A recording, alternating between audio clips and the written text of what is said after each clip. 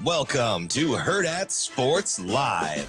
Journalism is getting closer now. He's behind a wall of horses. He's looking for a place to go, and he's got nowhere to go. Oh, he bumped hard with goal-oriented.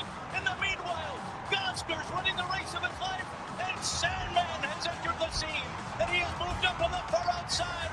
Journalism is still running on. He's back into second. He might even win it. Here's the wire. Oh, my goodness.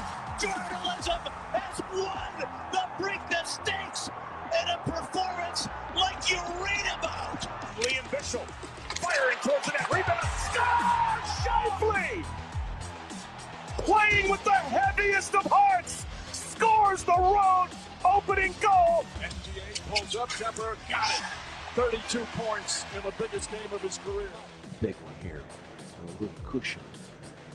Scheffler for birdie at 14. Yes! Scotty Scheffler. Now 2 in front before the play. Anderson to Smith with a 2-1. And a shot deep to left field. Ward is back. It is gone! And it is tied! Ball sends it in the air to left field. See you later, a home run. Her fourth of the regional. The Jordy Bahl show in Baton Rouge continues. Now the 3-1. Cusack swings and lines to the left field. Down for a hit.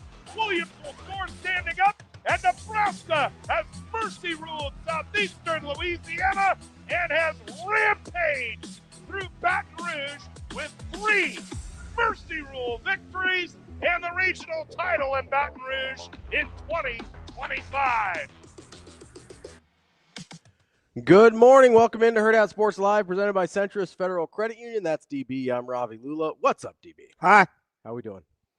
We're cool. We're out here? Yeah, we're cool, man. I mean, a lot going on. I like the weather. Yeah, this is kind of up your alley. It is right up my alley. I'll pass on this. Well, not a big green grass guy? No, it's too rainy. It's a little cooler than I like. Not that you're Shane, but you can relate to 2.5 inches. We are in a deficit. Oh, come on, Shane. In terms of precip accumulation. Closing in on some just pretty dry. Yeah, we need some moisture. I'm okay. That ain't wet. I don't need. I don't understand that, Sam McKewon, which by the way we'll talk to. Not a yard guy, are you? No, I'm not. I see. Part of my issue with the rain is that I have to mow more frequently, which I don't love. Yeah.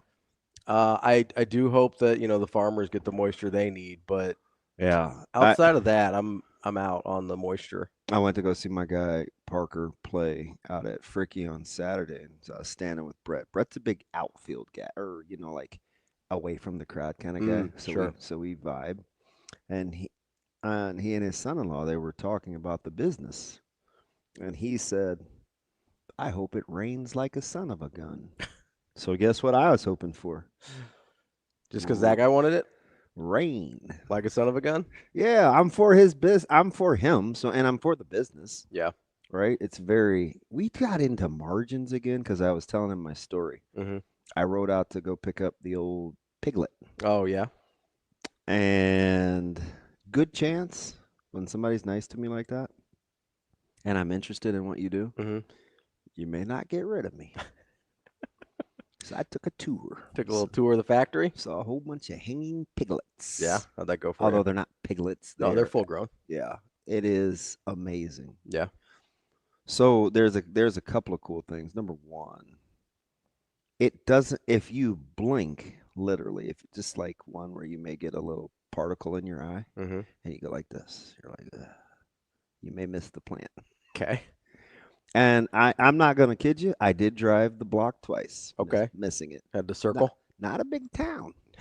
Okay. I feel like I should have done better. But the little gravel thing kind of hit me. All right. And there were these people that were parked outside the town hall. So I was like, well, what are they doing? They're just kind of chilling in their car. It's awful early. It's like 8. Yeah. Because I rolled out early Saturday morning. Very peaceful. It's a great drive. Yeah. And I'm thinking to myself, all right, I want to see the place. And I was captivated. So he's like, hey, we're going to put a couple pigs down here in the next week or so. You can come on out. Hey, I'll be there. Not that I'm interested in seeing pigs get killed, but I do like the process. I don't know why you're laughing at me. This doesn't have anything to do with the serial killer tendencies. All right. Whatever you say. It does, although I do have a funnier story. That doesn't really involve animals, but it was very interesting. The more you talk about, you're like, it's not actually the killing, it's the process that I'm interested in. The more you sound like a serial I killer. like how they put this thing together. So the other cool thing is he has an eye, like he and his partner, they have an eye for like build-ons and additions. Mm-hmm. And I can't see those kinds of things. Okay. So he said, hey, it used to look like this. We've added this. We've added this. I'm like, well, how do you see that? That's why I was captivated by like Milliken and those guys that they can walk into a room and they can already see false walls and, like I kind of think that stuff's cool. Yeah. So anyway, he's like, hey, this part used to be dirt and it was outside a year, however long ago, a year ago or whatever. And now it's this. And I was like, oh man, this is pretty cool. So, and I told him that fair warning. I said, hey, listen, your guy, he doesn't have a lot of guys he hangs out with. So if you give me an invite to come keep me preoccupied, and I can kill some time driving out there, peace of mind, I'm probably coming. And watch the murder. It's not having. If there's killing involved. I don't even know if I can do that. I used to see some hanging beef before they sliced it, and it's cold, and I wasn't enamored with that, so I don't know if I could actually see them. Like, I don't even know how you kill them. I highly doubt it's like an injection and they shake. I assume it's fairly violent. Yeah, I don't know. I know with cows sometimes. Do you euthanize pigs? They'll use like an air gun thing. It'd be a lot of wasted. You just put them like right between the eyes there. Aw. Well, I don't think they're cute or anything, so I mean, good on them. That's how they used to do cows. At least I don't know if they still do. So I had Brett. So I walked to when I got to Fricky. I just whipped out my cut sheet. I said, "Hey, take a look at this. What do you think?" It's the second inning. They're playing baseball. He probably doesn't care, but he humored me. And I wonder what happened to my ribs. I gotta ask Jace. Because do you remember me talking about ribs on the cut sheet? Yeah. Because I only have like a couple of things to slap. Maybe I did something with them, and I don't know. Yeah, I don't remember. I know you talked about ribs. I don't remember. I have and I'm okay because I have ribs in the freezer, like plenty. But I know I got a lot of bacon and a lot of sausage. To be fair, it did all sort of sound like Greek to me because I don't know. Your boy had 8 patties yesterday. Yeah. 6. I ate 1 package and 4 pieces of bacon and 3 eggs for breakfast. And I didn't eat again until 5, and I had a steak. That was my day. Everything in between. It's good. Got to get that protein in. Yeah, so I'm going to get this out of the way before we talk to him on Friday. And he finally rallied to do one nice thing. Okay. So your boy screwed up my wings order. Okay. He ate it. He admitted it. So I think he wanted to do something nice and like get me some more wings. But I don't really like wings like that. So I'm like, hey, it's fine. Just meet me in the morning. So it's like I was a little off schedule. I was about 18 minutes behind schedule. I told him I would be there at a certain time.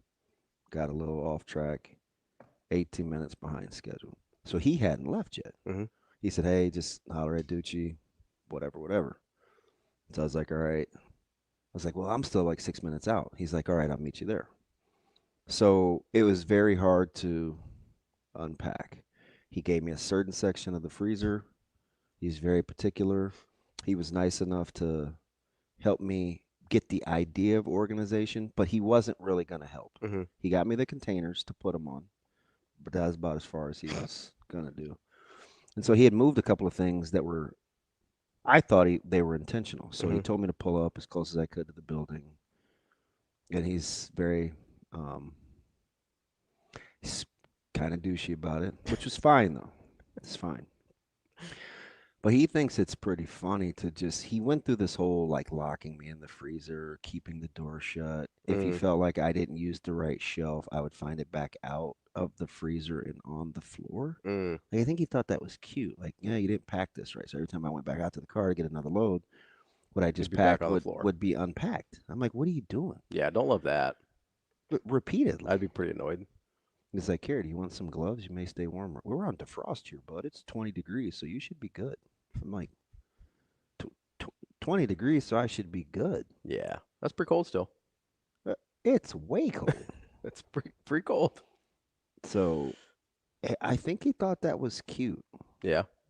Did you close my trash chute out there when you threw the garbage away? Severs, the garbage door wasn't closed. Do better. I'm like, are you just picking? Like, Probably. I didn't even know it had a door. It was already open. And it's like 19 feet. I can't even see up there. I had to toss the boxes to get them out of there. So that was cool. Yeah. But here's my weird moment. So Saturday night, it was Friday night or Saturday night, whatever night I'm sitting outside, maybe both nights. I have a bug zapper. Uh-oh. Man, and a fatty got caught in there. So it went off a little longer than normal. Okay. Did you go investigate? Yeah. You're like, hey, what did we catch? That's exactly what I wanted to know. And I'm just gonna tell you, it smelled like utter trash. Well, yeah, that's not great. Well, it doesn't normally do that, but I felt like, did you ever see, you saw Green Mile, right? Yeah, yeah. I feel like it was an electrocution going bad. Oh, okay. So it was kind of dragged out and prolonged. And remember how everybody covered their nose? Like, ooh, it smells like burnt flesh. It smelled like burnt bug. That's not great. Yeah, it's hard to shake now. I need something else. You got it kind of burned into your nasal passages? I do. Yeah, that's not good. And I made a little contraption. I taped a toothpick on the end of a fork. Did you get him out of there? And I tapped him down. I was like, "You're not about to stay stuck in these bars. You're in a guts-to-guts situation. You stink." I'm surprised you didn't extract him and examine what's going on. What kind of bug was it? I don't know. I don't like bugs like that. All right. No. Although there's this little dude that his sister plays on Zoe's softball team. I got to ask him his name. He's got these pretty blue eyes, and he has a thing for bugs. Mm-hmm. And, of course, we've made friends. He's probably only 4. Okay. And he finds bugs every game. And 2 games ago, he wanted me to move a rock. So he could because he knew there was some good stuff under there, but that rock was so buried. I'm like, look, man, that ain't happening. And I didn't want to. This is very DB-ish. I didn't want to get my nails dirty.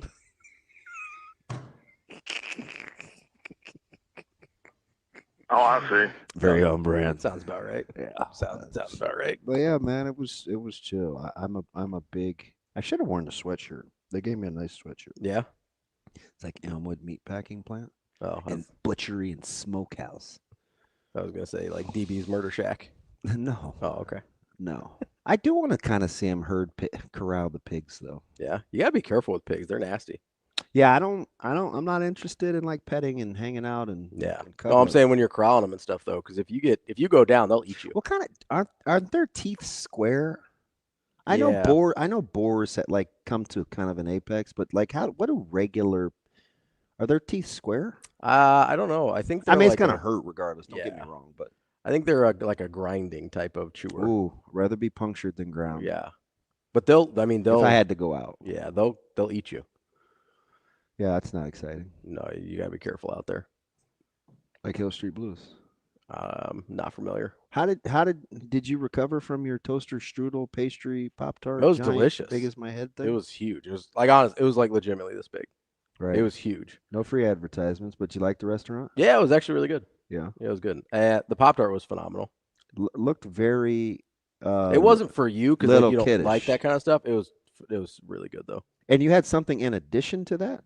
Yeah. So the wife and I split the Pop-Tart, so I didn't eat the whole thing. Okay. And then I had shrimp and grits, which was really good. And you said with the grits you called it an au jus. It's not really an au jus, although technically an au jus is liquid that's accompanied with something. Yeah, I just called it I don't know what else to call it. It was no, I'm with you. It was like a sauce, a broth almost, I guess, you know. And you thought it was rendered down fat? I think it's whatever they cooked the andouille in, right? Because the shrimp and grits, and it comes with the andouille sausages. Are you an andouille or an andouille guy? I guess andouille. I didn't know there was an option. Yeah, I don't know. But then they had the shrimp, they had the grits, and then they had a poached egg on top. Oh, I could eat any egg other than poached. Oh, they'll do it anyway. Although I'm not even gonna hold you. I could probably do a poached egg. It would be probably yeah, it'd probably be my favorite. So my least favorite. So for the purposes, it actually works. I don't go poached egg a lot, but that's their normal. You can get it however you want though, and basically because you break the yolk over it and then kind of mix it all in. Sounds fantastic. I want to get into the consistency of the grits, but I don't know if you're a grits connoisseur. So I like grits. I love grits. I probably, based on our conversation off air, I think I like them a little bit thicker than you do, but I'm not a runny grits guy. I just don't want oatmeal. No, it wasn't oatmeal. Okay. But by the time you mixed it in with the jus and then with the jus. The jus. By the time you mixed it in with the jus and the egg, it thinned out a little bit, and it was actually like a really like nice kind of creamy consistency. It was really good. Oh, it sounds delicious. It was. And the andouille was actually really where's good my too. little friend? Do we have her, Shane? My little delish friend? Or no? You're not talking to me this morning. He's still interested in flipping comics today. I don't know if I could be amazing today. That is my little buddy. Are you asleep over there? What's going on, Shane? He's not in. He's not on it today? It's fine. All right. It's fine. I didn't know if he was like reading his comic like he does when he's listening to games or what. No. We're one step closer to the stars. Kissing and drinking out of Lord Stanley's cup. Oh, they're going to win it. I don't know, man. Florida's no joke. I'm hoping for Florida, Dallas. Florida boat races, but I mean, Stars are playing with purpose. Yeah. I wish I would have taken my own advice way back before the season started. They were your long pick. It would have been a nice little fat ticket. Yeah. Fat. My Winnipeg Jets did make it. RIP. Yeah. Pour one out. Take one out. Take your president's trophy with you. Yeah. El Presidente. More worried about Hellebuck than I am the President's Trophy. Another one bites the dust. And then my second favorite team, the Maple Leafs, lost last night too. Yeah, that has to be crushing for that city. Yeah, that's rough. Crushing for that city. That is a hockey town. I do kind of – I'm not super into hockey, obviously. I do kind of lean on the Canadian teams because, I don't know, it means more to those cities. Mm-hmm. And so I'd kind of like to see them be Edmonton rewarded. and Dallas will be fantastic. Yeah, no, it'll be great. But I was kind of pulling for Toronto after the. So you just want to see the story end. Yeah, I just want to see. It's kind of like Rory getting his. Yeah, there's a certain point where I start to feel for somebody that's been trying of a drought. It's funny how all of a sudden you're a guy that actually possesses feelings. Oh, I do. I just don't. Just rare. Depends. Huh. It was funny because you and in the group chat, you and Maddie and I don't know if JP jumped in on that or not. He might have been still scooting around on the old ankle. Yeah. But you talk about like the empathy and stuff with your profile picture. And I was gonna say this, but I was like, I don't feel like opening this can of worms today. I mean, you'd already been a jerk about the Brock Purdy thing, so I just was like, we're not gonna. I was not a jerk. I mean, you were kind of being a jerk. No. Yeah, a little bit. A little bit. It's fine, but there was nothing jerk. You were trying to rocket this dude into the top 4, and I was like, that's lunacy. So I wasn't actually. I thought you were being a little snarky, so I decided to be a dick about it. And I was like, I just hope you're joking because I'm gonna lose my mind. Yeah, because you had changed the whole discussion point. Yeah, because I felt like you were being a little jerky about the whole thing. It's not true. And trying to back me into the corner, and I was like, you know what? I'm just gonna decide that he's Tom Brady, and I wasn't mad at the contract. I mean, I'm not thrilled about it. So you get the 181 guaranteed. So honestly, the thing that maybe this is dumb. The thing that it just goes against 85 of your 86 arguments in paying quarterbacks. Well, yeah, that's why. I mean, you have been staunch anti what you guys just did. That's why I don't love. Well, yeah, I'm not making the decisions over there. I don't know if you know this. Yeah, but then you were rallying in the group chat. It's because I felt like you were being a jerk. No, you skirting pom-pom before I even said anything. No, because the first thing you said was, you better come with that energy on Monday. And so I was like, oh, you got to tell me what to do? Well, I'm going to be a jerk about it. That's okay, Coach Rule. Wow. Just defiant. I almost said that. I was like, I almost said, DB, you're not the only one that can be defiant for no reason. Like, but I cheer for you though. No, I want it to go well, but the only way this contract is not terrible. Honestly, the thing that made me the most mad about it, which maybe is stupid, maybe it's not, because people don't get traded that much in the NFL anyway. But they gave him a full no trade clause. Yeah. So they can't. I mean, they can cut him, but they can't really get out of it. So they like him though. You only have to put up with a good guy for 5 years. So 165 of the 180 is in the first 3. Mm-hmm. So you were going to pay him this year anyway. Anyway, yeah.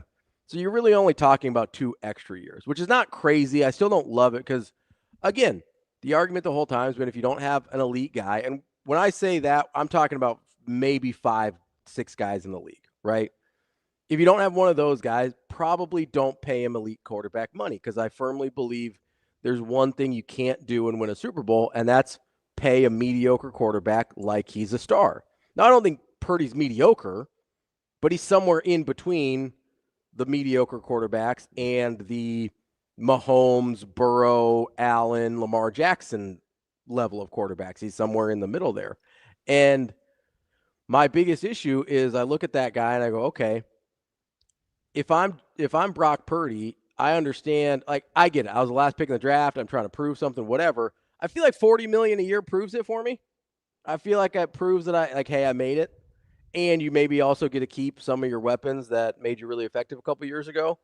And maybe he's that guy anyway, but maybe he's Dak Prescott and Kirk Cousins, which good quarterbacks, probably not good enough to win you a Super Bowl. Yeah. Right? So that's my concern. Wait a minute. He is or isn't? I don't know yet. That's the thing with Purdy. I don't know. Okay. But if he ends up being more Dak and Kirk, then it's a bad contract. If he ends up being closer to Burrow, I think you got to get. I say this a lot. I'm like, I almost told on myself. You got to get the hate out of your heart, right? For because who do you think I'm hating? Because I actually I don't have enough love energy for him to fight this battle. I actually think Dak is way too maligned.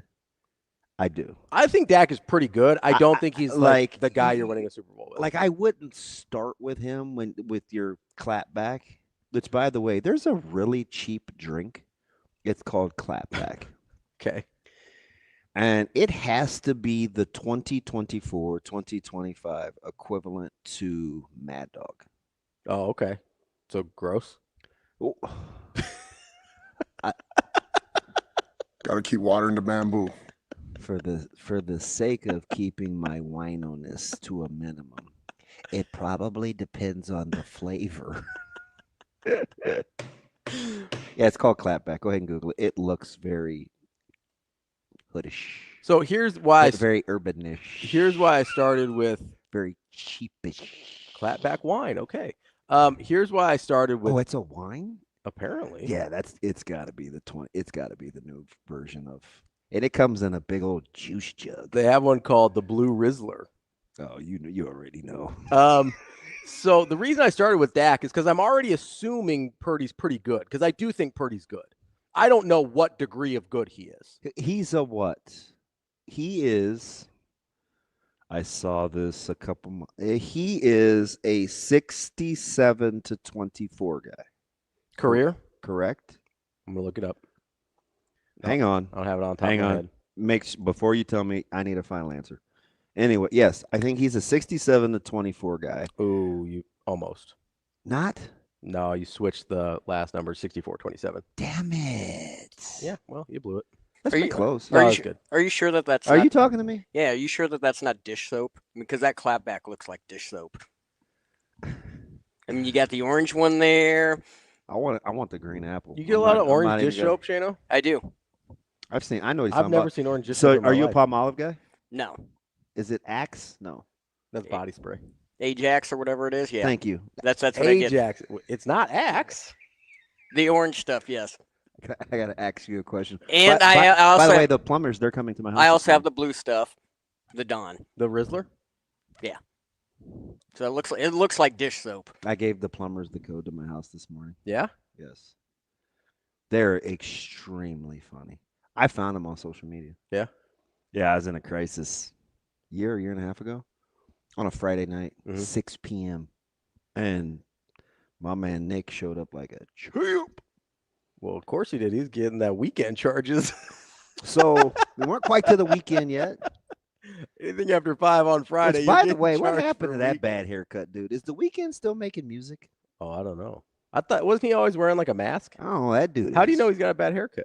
Hey, no, I'm thinking of somebody else. He's the guy that was in the Super Bowl that was like running through the mirrors. Yeah, and he looks like his hair looked like you would build something on the beach with sand, but it would hold like a sandcastle. But it wasn't like with flags and defend the tower castle. But yeah, okay. Like that's the vibe. Like a sand sculpture. God, you drive me up the wall. Yes, Okay. Ravi. Yes. Well, you decided to get nitpicky about castles, so I thought I'd get more general. Yeah, because it's not like Not an actual castle. yeah, so Rapunzel ain't coming went out of that thing, sculpture but on you. yes, sculpture. So I was trying to be helpful. No, you weren't. Not a goddamn chance in the world. Rude over It's here. Monday and you're mean spirited, so that's what we're riding with. Yeah. Anyway, the weekend had crazy hair, but so no, it was looks like he's got it a little bit more, a little tightened up a little bit. He's not doing this anymore, I don't think. yeah, that was some trash. Yeah, so we're tightening it up a little bit. Okay, he just went with the low natural. Yeah, looks like a little bit. It wasn't the weekend rates, right? It was Friday night. It's got like a little Rico going on there. And Dan, his partner that I talked to yesterday, Mm-hmm. because he picked up. I felt like I woke him up, but anyway, he was super funny, and I'm like, he goes, yeah, unless you want the weekend rate. No, see you in the morning. Here's the code. Call you tomorrow. I don't want to be there anyway. Yeah, I don't. It is always kind of awkward when there's like people working in your house and you're just like, "What's up?" And I'm nosy. Yeah, and I don't want to be looking over. It really pisses Chris off. Oh, sure. It's like, I got this. Go do something. But it's like the packing plant. Sometimes I just want to learn. Just curious. Do you know what was really holding me at the packing plant? What's that? I want to know how the hooks go around the thing and not get interrupted. Oh, Do you know you have to like put them on the hooks and then they like stay on the tracks? yeah. It's kind of like the dry cleaner thing where it like goes around the Yeah, circle. not Bigger. Listen. Yeah, I've stared at that too. at the dry cleaner deal. Yeah, It is kind of like I went mesmerizing. to the Camelot on like 86 Yeah, behind the just Ivy, and the old lady, she was like, "Can I help you with anything else?" No, I'm just staring. Don't mind Do me. you mind if I watch? Can I just watch him? Okay, that's not what I mean, she's 80. Just relax. I meant the wheel. Me too. Okay, so And there what's were the like problem? stairs, so I was like, "Wow, who put that whole thing together?" Yeah, Like one giant conveyor belt. yeah. I told you when I went to go see my man Buchanan, that was the coolest part of the whole deal. I know you think it's fine. I'm mesmerized by strange things. No, I do like you've got a curiosity on how things work. Correct. Just like I have a curiosity on how it's going to work with Brock Purdy. He'll be fine. No, that's what I mean. Like I understand he'll be fine. I think so. That's what I mean. Like I think you're ahead of the curve in terms of paying guys. I don't know. That contract is going to be better. Ooh, should I say this out loud? Fiscally, it's better than Mahomes. You may not get the return. So then you get into the Sure, but that's kind of the point. No, it's not, For because me, you're it gonna is. you're gonna have to keep redoing Mahomes' contract. Well, yeah. They restructured it last year. They're gonna have to restructure it this year. You're gonna have to have the cash in the escrow. I mean, But when you have a guy like Mahomes, you just do whatever it takes because he's going to provide the return on investment regardless of what that investment is. Are you sure? Mahomes, yes. Okay. He's probably the only guy in the league I'd say that about. So they have to go back to another Super Bowl. Absolutely. Or two. Yeah. Okay. 100%. But if they don't, it's a so it's pretty lofty. You're just penciling him in playing for the Lombardi. I'm saying that yes, he will make another Super Bowl. Okay. It's hard. I understand that. It's hard. And the teams around him are getting better. They are. But that's my issue with the Purdy contract, right? Is if you're going to pay a guy that much of your salary cap and you're going to let He's a 20%er, right? Basically, yeah. That's fine. But you had to let a bunch of guys go in order to make that happen. You put yourself in this corner where you have to draft unbelievably well. Like you basically have to draft like the Eagles in order to put yourself in a position to play for a Super Bowl. Shane, do you believe that to be the case? With that type of Do you have to draft quarterback like deal. the Eagles? Shane is my draft expert. I don't know if you know this. Patrick Mahomes is the Jimmy Johnson of NASCAR. He'll be around for. Wait, I thought Verstappen won. He'll be Didn't around he win for. this weekend? He'll be around for a long I'm time. sorry? He's That's gonna get F1. He's gonna get more. He's talking NASCAR. He's gonna get more. I thought you said He's gonna get more F1. Super Bowls. No, F1.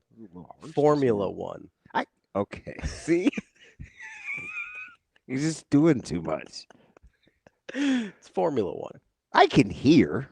Well, you thought I said something else, so I wanted to clarify. The first time, not the third. Oh, well, you never know. Formula One, DB. Are you special? I heard you. He's not special. Fudge. No, I mean, you got to, like, Purdy has to make another Super Bowl now under this contract. I think you're going to be all right. Maybe. I don't love the way, I liked this year's draft. I thought they did well this year. I thought they plugged little holes on defense. All in on the D-line, huh? Yeah, and they needed it. That was a huge weakness, I thought, this past year. But I have no idea. As much as I like Brock Purdy, which I think is more than most, I have no idea whether or not he can replicate what he did in 2023 without Debo, and I don't know what Ayuk is coming off the injury, and I don't know what Ricky Pearsall is, and I don't know how old George Kittle is going to look, and I don't know if Christian McCaffrey can stay healthy. If, like, that's the difference between Burrow, and although Burrow's had the weapons, but Mahomes and some of these other guys, Josh Allen, who we didn't know who any of his receivers were going to be, and he goes out and wins an MVP, and Lamar Jackson and some guys like that, where the supporting cast gets elevated by the quarterback. It's not the other way around. And I don't know if Purdy's that guy or not yet. I don't. With Nebraska softball, I hate to steal this thunder and prolong this, but I think you need good players, right? There's very few guys in the history of this game that can always elevate everybody else. But the guy that we were arguing about, who I think DeMarinis was, he wasn't caping because that's a negative term, but the guy that he kept trying to remind us of and bring into the forefront was Jalen Hurts. And, of course, you hit him with the Barkley deal, which was completely unnecessary. But because of what the Eagles can do, Saquon was able to do what he can do. But I didn't want to get into the whole chicken and egg and all that conversation. But where do you get guys, where do you put guys that continually get to playing for something of significance without talking about good players they play with? So that's why I brought up the Eagles as the model for drafting. Like, they have drafted so well. Now, most of the time we talk about it on defense, but their offensive line, they've drafted really well also. Well, Kansas City has too, and we keep saying Mahomes polishes turds. I mean, with the wide receivers, that's kind of where we're going with Mahomes is the wide Hey, he's receivers. got one of the most innovative offensive minds in the history of the sport. Nobody likes Andy Reid as much as I do. But we certainly don't connect the two anymore. I mean, Mahomes is Mahomes and Andrew is Andrew. Yeah, at some point we kind of disconnect them, and I don't know if that's it happened awful fast. We at least waited till Bill kicked Tom out before we started to say whose house it was. The Chiefs were just cool. Andy's a GOAT, and so is Mahomes. Yeah, I mean, I don't have a problem with that. It's a little premature. You think so? Yeah. DB out on Mahomes? No. I love Patrick. Yeah. I'm just saying I don't. You seem a little hesitant to anoint him. Because I don't like the inconsistency of the grading. Okay. Big formative versus summative guy. So you think if we put, and I get that they're different people, but if we put Brock Purdy on he's got Kyle Shanahan. So we should give you know that I hate doing that, right? Yeah. What's the first thing I shot down when you wanted to talk about Big Ten quarterbacks the other day? What are we talking about? What's around them? Yeah. I'm like, we can, but you're convoluting the discussion. Sure. In the short term. Yeah. Because we don't have to be right. We're saying who we would take independent of. And I would take Mahomes independent of, I think, everybody else in the league. That's very interesting. I mean, I don't think that's a hot take. No, but you know what I think is funny? What's that? Is coming out when he was drafted, I don't think you would have. No, I think you have taken more of a natural pure. He was a little playgroundy. He was. And he got the whole system label. For sure, because he's coming out of Texas Tech. I would sit here and tell you. That's why I'm saying what he came in with, and I don't know how we turn this into. And what he is now. Yeah, like our thought process different. It took 5 years. And so I can sit here and tell you honestly, and you might be like, well, Robbie, you can't do that. Well, no, I would never. That's how I feel. I would never. kind of do that a lot, actually. I would never. So I can sit here and tell you that. The world is your oyster. Not a big oyster guy. Oh, really? I prefer mussels. At some point, I'd like to get into the difference, but probably not now. I get they're different things, but isn't it roughly? Like if you squint? I mean, they taste different, and the textures are very different. Oysters are like slimy. I've never had them. I don't enjoy Cue your jokes. I've never had a mussel. I don't. Oh, mussels are really good. Yeah. They're much more like seafoody than oysters, in my opinion. Like they taste more like some of the other seafoods that I like. Oh, okay. But I can sit here and tell you at the same time that I don't know if Mahomes has this level of success if he doesn't go to Andy Reid, and still tell you at this point I would take him over everybody else in the league. Independent of Andy Reid, right? Okay. So I think those two things can both be true. He needed Andy Reid or someone that could really help him coming into the league. And he's at a point now where I think he'd be successful independent of that. But at least I'm consistent, right? Because that's fair. The same thing that I said before the Super Bowl. I'm like, it's a fair distinction. Without the collection of the Super Bowls, we're awful quick to put Patrick in a different tier than Brady already. Or try and put him in the same tier as Brady. It was super premature. Yeah, no, that's fair. It's not even right on like any level. No, it's not. Because as long as Tom went to Tampa in one, he is one of one. Yeah. Well, and also, he is one of one. 7's a lot. I don't know if you know this. 7's a lot. Yeah, but with Patrick though, isn't every year like a championship run? I mean, compared to Brady. So to Ravi's point with the anti-Curry sentiment in Golden State, I think Kansas City is doing everything they can every year to make sure what you just said happens. Which I appreciate that. I think every year that the Chiefs aren't playing in the AFC Championship when Mahomes is your quarterback is an epic failure. Absolutely. And was it that? And that's how they approached it. That's why I'm so mad about the whole Golden State thing. Was it that way with New England? Yeah, but I'm just telling you, if you're comparing the leagues, though, you want the league closer to being ran like this. People that don't understand physical sports, they're not going to love it. Mm-hmm. You want it closer to being ran like the NBA, with the NFL being a close second, where you're kind of not penalized for success, but like the contract restructuring. Oh, you mean with the aprons now? Yeah. Yeah, I mean, that's fine, but that wasn't the case when they started peeing it down their leg. You talking about GS? Yeah. Yeah. I understand. Yeah. I understand. So they started effing it up. I understand. Before I love lots of components of the NFL too, right? Where you have to spend, 80%. I think it's of your cash within 3 years, and what has to go into escrow, and I love that. Mm-hmm. But I like the Pacers and the Knicks in the Eastern Conference Championship. I think the Pacers are phenomenal because it's cool to watch teams function and be able to function without there being a super team. Yeah, right. Giving a team. I mean, that's why I like Oklahoma State and Indiana and the way they put their teams together. Is they drafted well. They made smart trades. You keep saying Oklahoma State. Oklahoma City. Were you listening to the? Hey, listen, they kept doing that on the satellite broadcast yesterday. Oh, did they? Yeah, I'm like. Oklahoma City. My apologies. I'm like, let's knock it off, you guys. Got softball in the brain. Man, me too. I wanted to go out and hit so bad yesterday for no reason. Yeah. It's fun. I know I can't hit that stuff, but I sure will. See you later, a home run! I would definitely try. Go hang out at Rezak's place, take some BP. Yeah, but they can't. Nobody's doing what these young ladies are doing. No. You still get a hit. How many weeks do you think it would take me to be able to hit touch ball? More or less than 3. Just to make contact? Oh, come on. I'm asking what do you mean? Like hit. Look. Get a hit. Yeah. I don't know. Thanks for your support. I don't know. I have never seen you play baseball. Ravi here, the anti-Bartles and James guy. I've never seen the old swing, so I have no idea. That's fair. I don't have a frame of reference for it. I feel like I've been thinking about it the last couple of days. I feel like you're athletic enough. I wouldn't put it over probably 6 weeks. Oh my gosh. I'm 50, not 100. Okay. In the grand population of 50-year-olds, it's taken most of them. I'm going to say 99% of 50-year-olds, it's taken forever because they'll never touch. Yeah. So the fact that I'm giving you the benefit of the doubt there is... Oh, thank you. I mean, come on. I'm very appreciative. Come on. It's a basketball play. Let's move on. Come on. What? Just outings. I'm 50, not 100.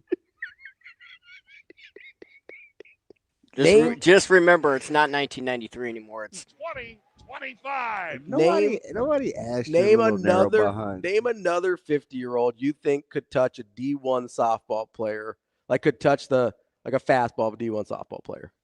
Oh, I'm sure there's lots. I'm waiting. Darren Erstad. Okay, let's say ones that did not play Major League Baseball. Oh, I don't know. The pool gets smaller. It sure does. Did you hear a mock? Was there a change in tone to mock your radio partner? It was a little bit. I feel like you attacked me for being like, oh, like I wouldn't have put it over 6 weeks. Attacked is a little aggressive. I said it wouldn't take you more than 6 weeks, which I thought was giving you a lot of benefit of the doubt here. Because I'm assuming at some point you'd figure it out. That's the benefit of the doubt I'm giving you. Are we okay? I don't know what that would like be. Is this a Purdy? Or is this remnants of Purdy? Still mad about the Purdy thing. I detected a note of hostility this morning. I would have been nice if you're gonna like pay everybody that. Like if you got an offensive tackle that was less than 45. You are kind of heated. 45 years old.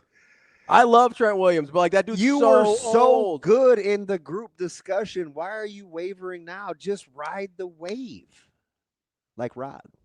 Big Rod Wave guy? I don't even know who that is. Rod Wave? Not surprising. Rod Wave. We're gonna Google Rod Wave. Jeez, man. American rapper and singer. He doesn't look like my cup of tea, if I'm being honest. You'd probably like Rod Wave. Would I? Yeah. He's not like. He's not like a. Is he like a? Now I got to cut you, shoot you up. No, he's not like that. Is he like a mumble rapper? Because I don't like that. No. Like I'm not. He's not a mumble rapper. I don't like the mumble rappers. It's not for me. Hey, I'm tripping. I'm sliding. I'm rocking. No, he's not a mumble rapper. Does he sound like Drake? No. I don't like Drake either. If Shane will take us off audio, I'll play some for you over the break. All right, we'll take a little break here. We got Sam McKewon coming up at 8 o'clock from the Omaha World Herald. Then we're talking to Sean Deveney about a little bit of that NBA playoffs. Got the conference finals now set. That's DB. I'm Ravi Lulla. It's Hurrdat Sports Live.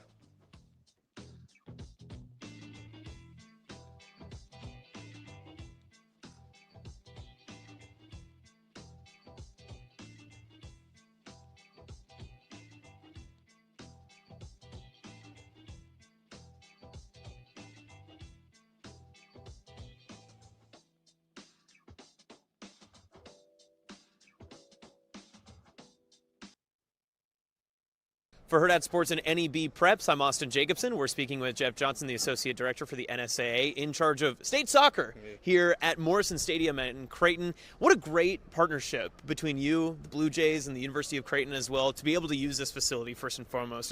It's one of the best atmospheres in the state, especially for state events. Yeah, absolutely. This is one of the top soccer venues in the nation, let alone the Midwest. So to let our high school kids play at this venue is unbelievable. The crowds have been good. The weather, I mean, it's a little windy today, a lot windy today, but it's really been good up to this point. So it's just a great event.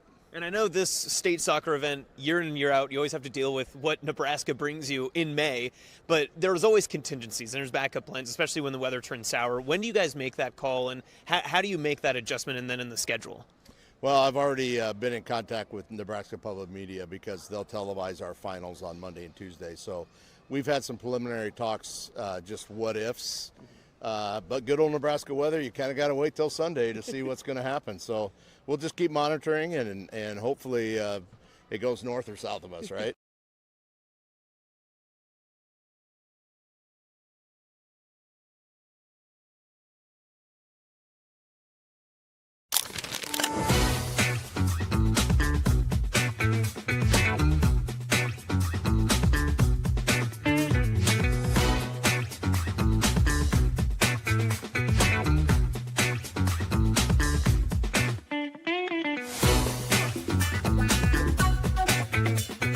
At Centris Federal Credit Union, we understand that the journey of building your own business typically starts with modest beginnings.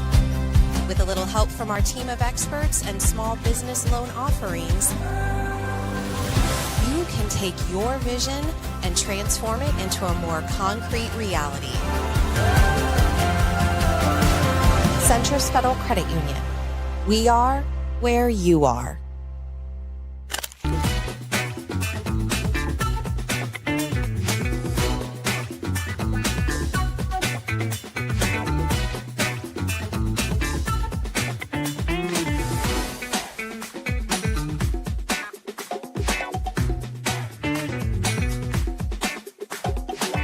Omaha Marion into the state championship. Paige Miller hanging out with us. And Paige, first off, congratulations. You're in the state championship. First time since 2019 for Marion. I know that's been a goal for you guys, not only all season, but the past few years for you. Yeah, it's definitely so exciting. I'm so grateful to play with this team, and it's great to be going back there.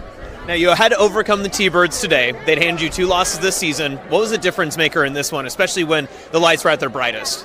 Yeah, I think we definitely just wanted it more. We really competed, and I thought we just really played our game today. Of course, you're one of the most prolific scorers this season, 28 goals coming into the tournament. You score again today. Take me through that big shot that you had there to really set the tone for the second half. Yeah, it was just my teammates, honestly. Like, they gave me that ball. It was all of them, and I'm just so grateful to score that goal for them.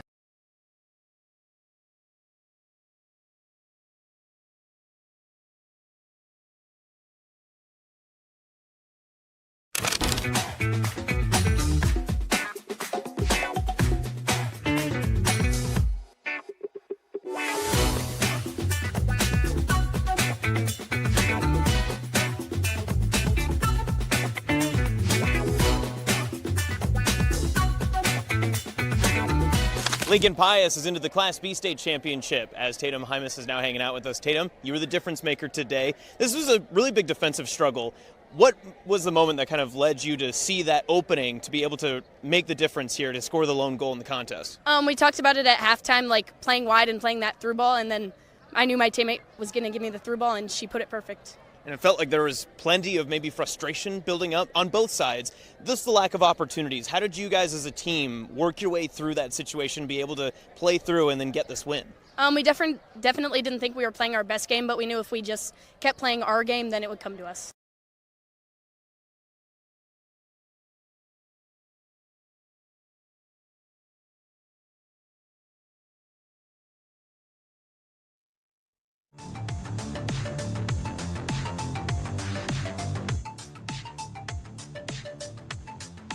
You're listening to Hurrdat Sports Live.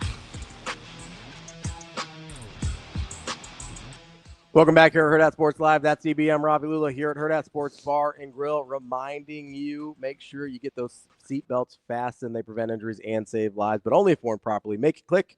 This message from the NDOT Highway Safety Office. DB. Yes. You doing all right over there? Yes. I've got. I'm thinking baseball. I'm thinking softball. Yeah. Thinking Nebraska, Michigan State. I'm thinking, softball. You got 2 wins for CWS. Like, do I have to say Do I have to say Women's College World Series? I don't think so. I don't know. I think everybody knows what we're talking somebody about. smarter than me, which is 80% of you, according to you guys out there, should probably tell me. So they go. I know when you're officially broadcasting, they want you to differentiate between the men's and women's College World Series. Whoa. My stuff hit the floor. Did you hear that, bud? The Rockets, red glare. Oh no. No, I know when you're doing the actual broadcasts or you're on the affiliated networks, they want you to, like if you're on Westwood or whatever, they want you to say men's or women's. I think we can say whatever we want. Yeah. We're talking about softball. It's a College World Series. Yeah. Would you like to guess what our 2 heads have in common today? Going to Bricktown. Blonde hair. No. Oh, okay. I don't know.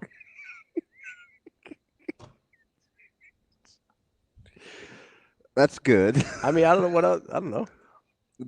On a gloomy morning, overcast, rain, I brought 2 nice smiles. They're both from Oklahoma. No. Oh, okay. Shoot. I told you, you're just gonna be a turd burglar. It's fine. I didn't bring him to upset anyone. I brought him because he's often shown with a very unflattering, unfavoring facial expression. He is capable of smiling like a normal person. He is. I don't know if you noticed on the official portraits and stuff. He is like scowling a lot. Yeah, I think he likes that. I do too. I just because he's not. He's approving that. Yeah, he likes to do the scowl, which is it's a choice. I do have one political question. Okay. Will his press secretary make it all 4 years? They almost never do, so probably not. Boy, she burns hot. Not just his. Like in general, the press secretaries generally do not last 4 years. Yeah, man, I'm good. Yeah, I mean it's a tough job. Like regardless of administration. I don't think they make enough. Oh, probably not. None of those people in those government jobs make enough. I mean, you could be like a really, really good college analyst and make that money. Oh, probably more. Because than I think she's like $120K. Yeah, which like that's a nice living, but for what you have to endure. It must be the perks, right? The free travel, the gear. Well, I don't think it's the perks. Most people in those jobs, after you do like 2 years in that job, you can do almost whatever you want. Like you kind of get to write your own ticket in terms of private sector. I want this job. Yeah. What would I go do with that skill set? You go be on TV and make 7 figures. That's what it is. Most of these people end up on CNN or Fox News or MSNBC. For the first time this morning, wish I wasn't 50. I want to start over. Hey, go do TV. I don't want to answer those questions though. No. I mean, it's a hard job. Not every stinking day. Every day, and a lot of times, multiple times a day. Like the press secretary will do. At least they used to. I don't know if they still do. They do multiple briefings a day.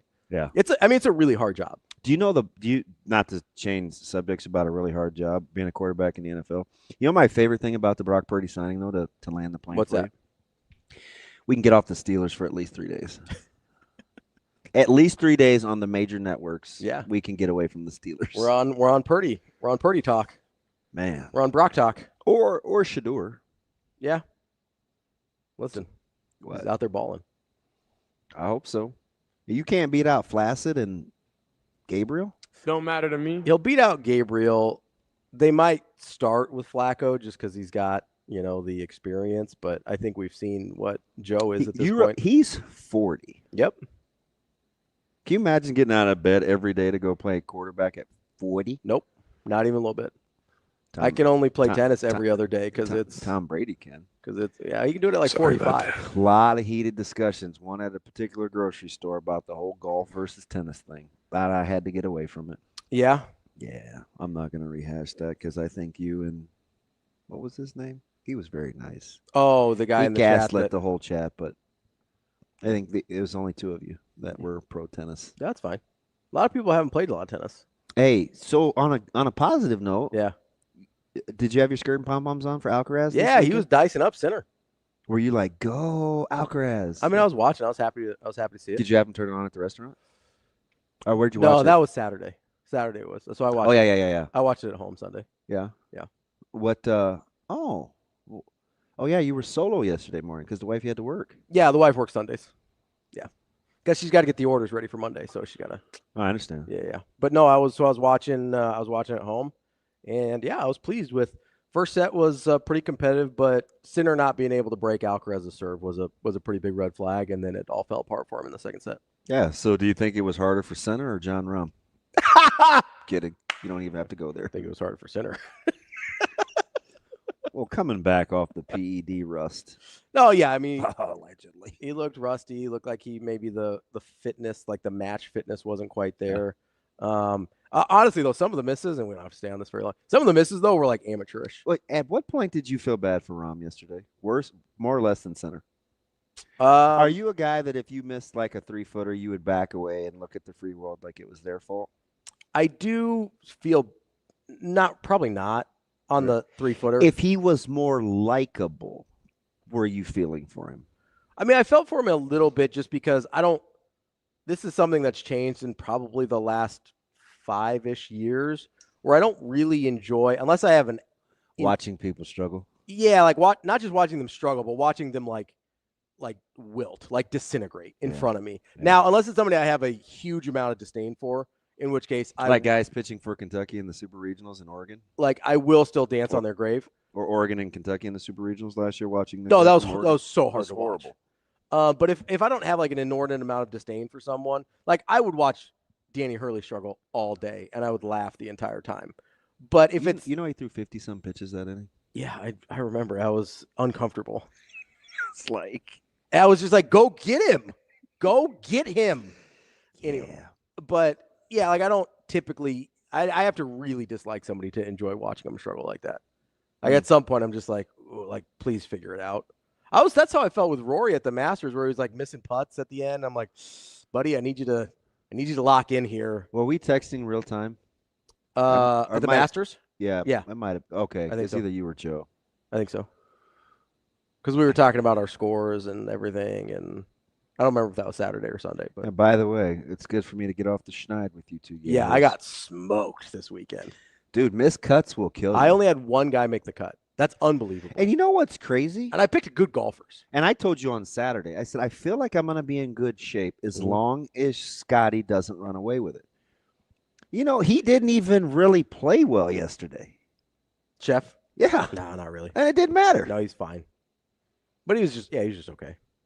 Well, I think he shot What did shot he- par. Yeah. Because he started the day 11 under. Mm-hmm. Hey. And won. Did what he needed to. Just barely.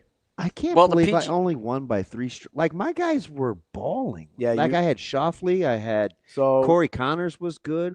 Even Fleetwood Mac didn't. Tommy Fleetwood Mac. So the guy that killed Dude, did you see his ricochet rabbit? The guy that killed Did you see that, Shane? was Morikawa. Yeah. Yeah. Morikawa going +4. Guess what? What's that? What do I ask every time we pick golfers? What about Morikawa? I'm out. Twice in a row after me contemplating whether I should ride with him, he is out. And technically, in my former life, it's really 3 times in a row. Yeah. Hey, I'm out. Although I will say John Rahm struggling did eat up your margin a lot. Yeah. Like a lot. Because you were in a lot. I think he shot a 73, and I'm like, are we really doing this? Yeah, because he came in -6. He finished -4. And I'm really not going to let Shane win this thing. If it weren't for the miscut, Shane had you. No, I know. Like he was. And he already beat me in the March Madness thing. Yeah. Because Which he I went. don't know if you Well- know this. That's not good. Well, the Losing to Shane in PGA, anything. the PGA Championship out of the 4 is arguably the hardest one to pick. I mean, maybe yeah, the U.S. Open. we saw that there were only 16 golfers with better than 30-1 odds. That's the smallest you'll ever see. I just can't believe like Rory with all of his success at Quail Hollow. Yeah. Couldn't break par. Huh? And that's my only guy that made the cut. And he was still +3. If you were going to win by 22 shots in the Masters, you deserved a little comeuppance. I would have So liked. you were, no pun intended, living pretty high on the hog, just gloating your brains out with the legs kicked up on Saturday afternoon, knowing it's over. You know, a little VC. Yeah. No, I know I ate it. I lost by 35 strokes. Which is more than me. Yeah. I love it. I am no longer the worst anymore. Now there's a couple more majors to go. But guess who I won't be picking? You want to do a cumulative after all 4? Yeah, why not? I'll see if I can find the sheet from the Masters. Well, I know I lost by 22 strokes. Yeah, I think Shane lost by 24.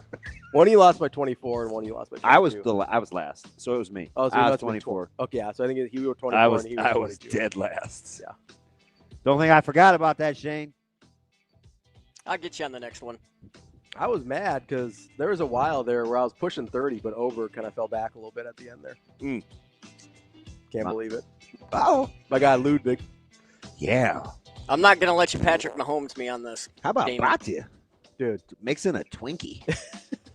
Or a sandwich. Anything. Something. Get some protein.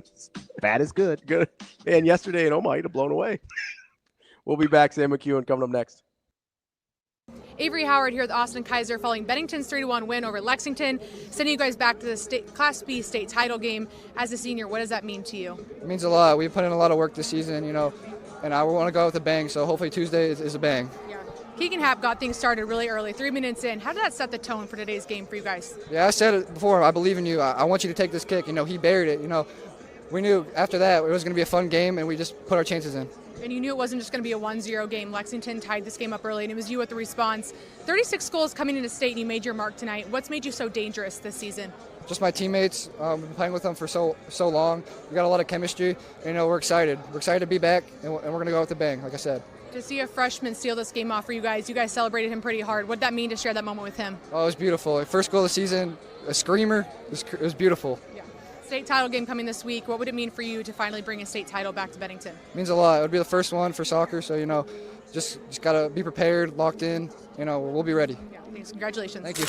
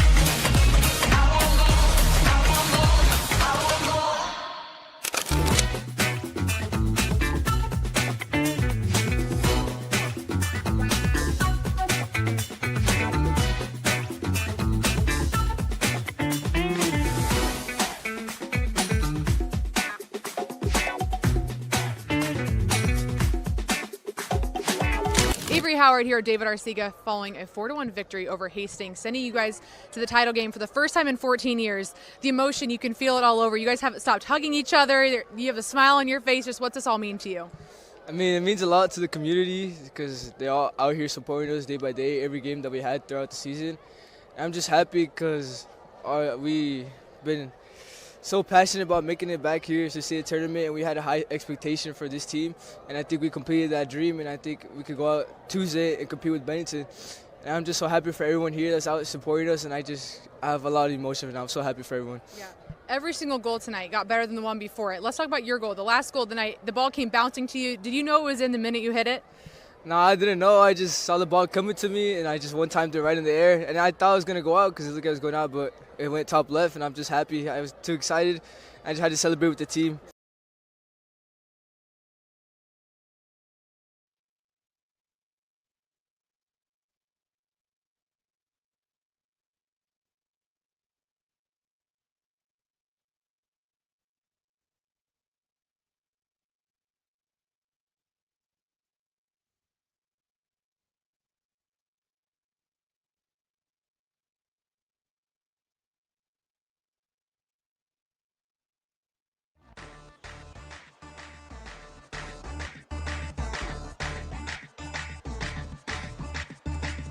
You're listening to Hurrdat Sports Live. Here is the sports editor for the Omaha World Herald, Sam McKewon. That's fine. That's fine. That's fine. Sam McKewon.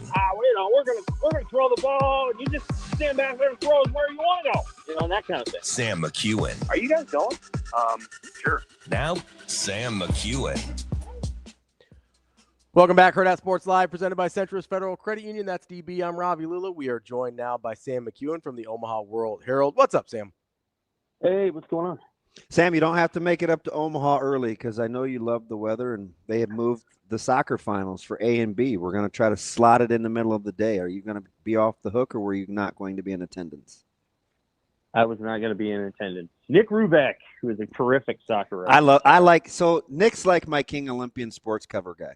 Wrestling, softball, Team Rubeck all the way. Yeah, me too. So Nick will be there. It's going to be a fun day. Obviously, it's going to be a good day. It's going to be a really good day in soccer. So the finals are going to be a lot of fun. You had no rooting interest, but were you excited to see Westside beat Prep? I think it was one of the larger upsets in recent years. That's what everybody they're trying to quantify it, and I'm like, I need something on par. Yeah, Prep was really good. You'd have to ask Nick what the soccer comparison is. But it wasn't like Omaha North beating North South in the first round of the playoffs that one year, but it was. That was a shocker. Mm-hmm. It was. That South team was way good. That was a little bit more surprising, but it was a big deal, certainly. And obviously Westside's had a good program, but this may have been one of Prep's better teams. It saves, and we'll see. It saves my co-host. He keeps receipts, and he tried to ask a couple of breakdown questions on Friday to Sauter, and Sauter kept saying Prep is clearly the favorite. And we'd ask a follow-up question, and Sauter would say Prep is clearly the favorite. So this will be we got the old plume in the cap for my partner who enjoys blowtorching. Well, yeah. So anyway, it was the same interview, Sam, where I asked him, where the Alabama offer kind of landed with Jet Tamala. Obviously, that's a really big deal. And Sauter was not having the fact that the Alabama offer might be in a different class than the Iowa State commitment. So just to give you context of what Sauter was on. Not a receipt keeper, though, Sam. We have moved on. I can't wait for next Friday. If there's ever been a quarterback in Alabama. Go ahead, sorry. Yeah, Alabama offered a number of guys. I think they offered 2 or 3. So I think if Jet wants to go to Alabama, he's gonna have to make a decision. They'll get one of the guys they offered. But I think Alabama is in a different class. Yes.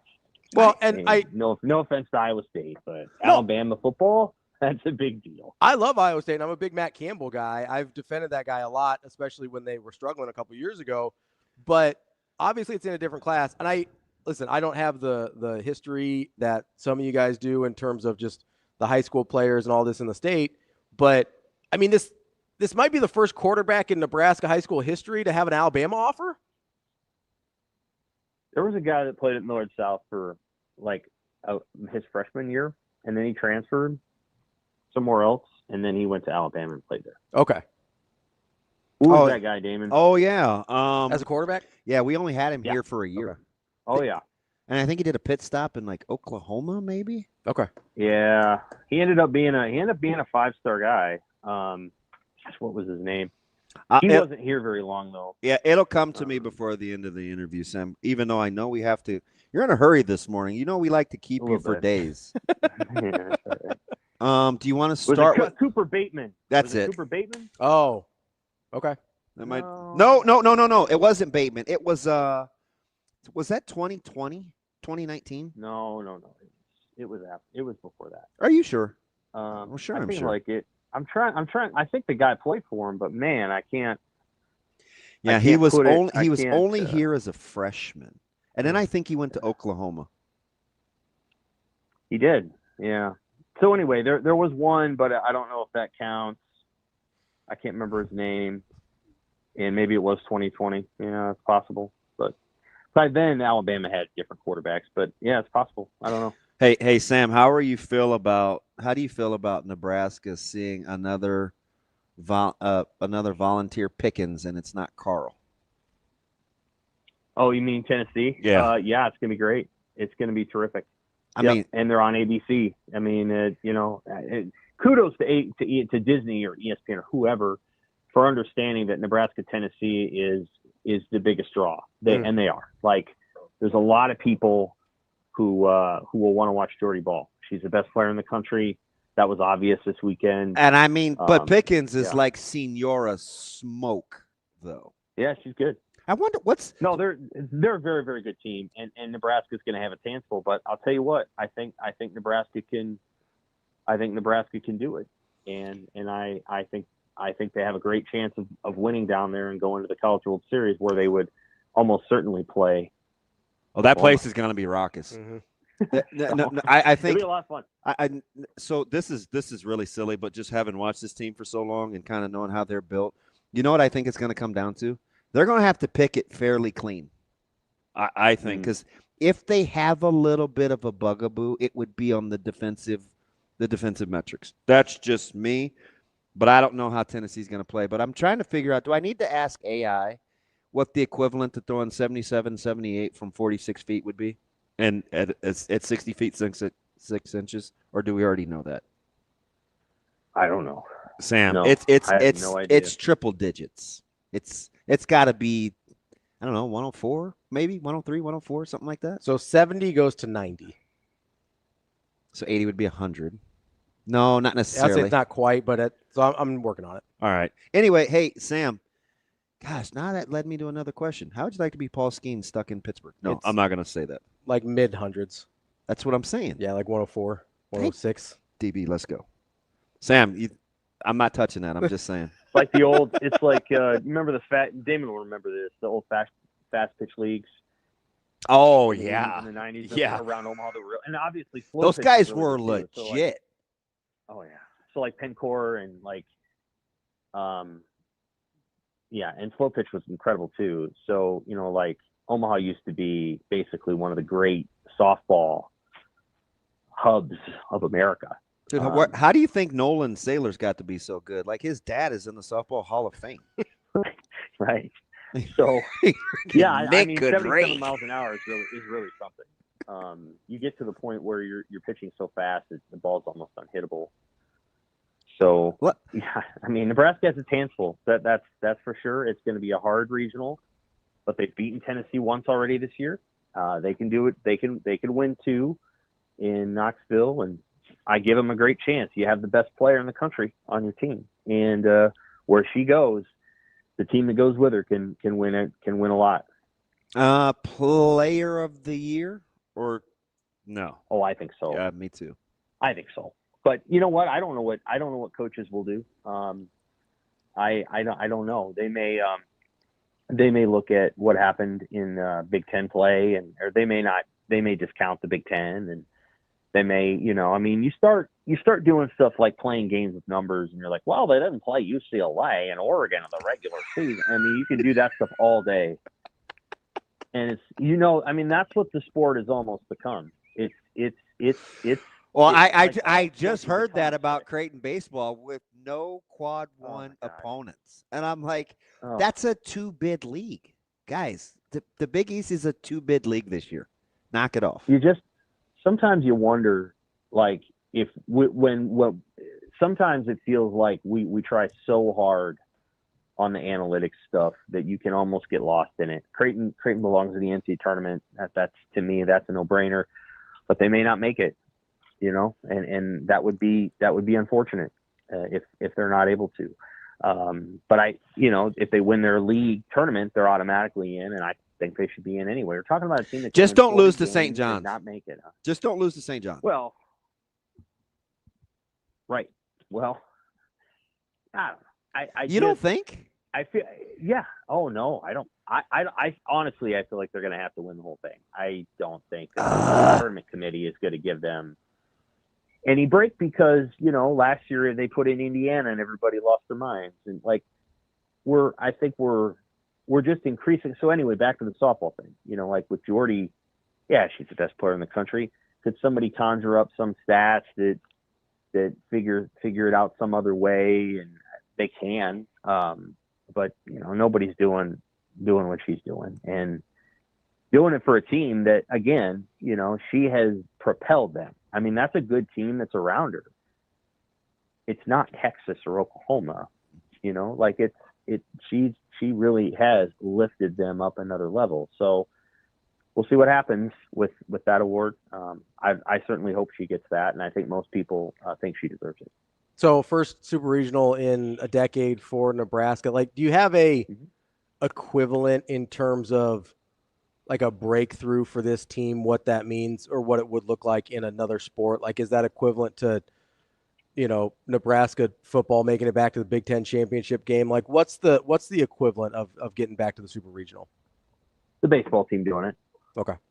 Yeah, the baseball team doing that. I think that would be a hell of an achievement too. I think. But let's be clear that even though the baseball team has played in the CWS in the last 25 years, so have the women. They've played in it at least twice and maybe 3 times. Yeah. So yeah. Like I think. Now, to be clear, the softball. No, Sam. I'm saying it the other way. Like I'm saying, I don't know if baseball would be the equivalent. Not, you know what I mean? Yeah, I think it would be a big deal if the baseball team did that. I think people around here would get really energized. And one year it'll happen. It'll probably be a year we don't expect.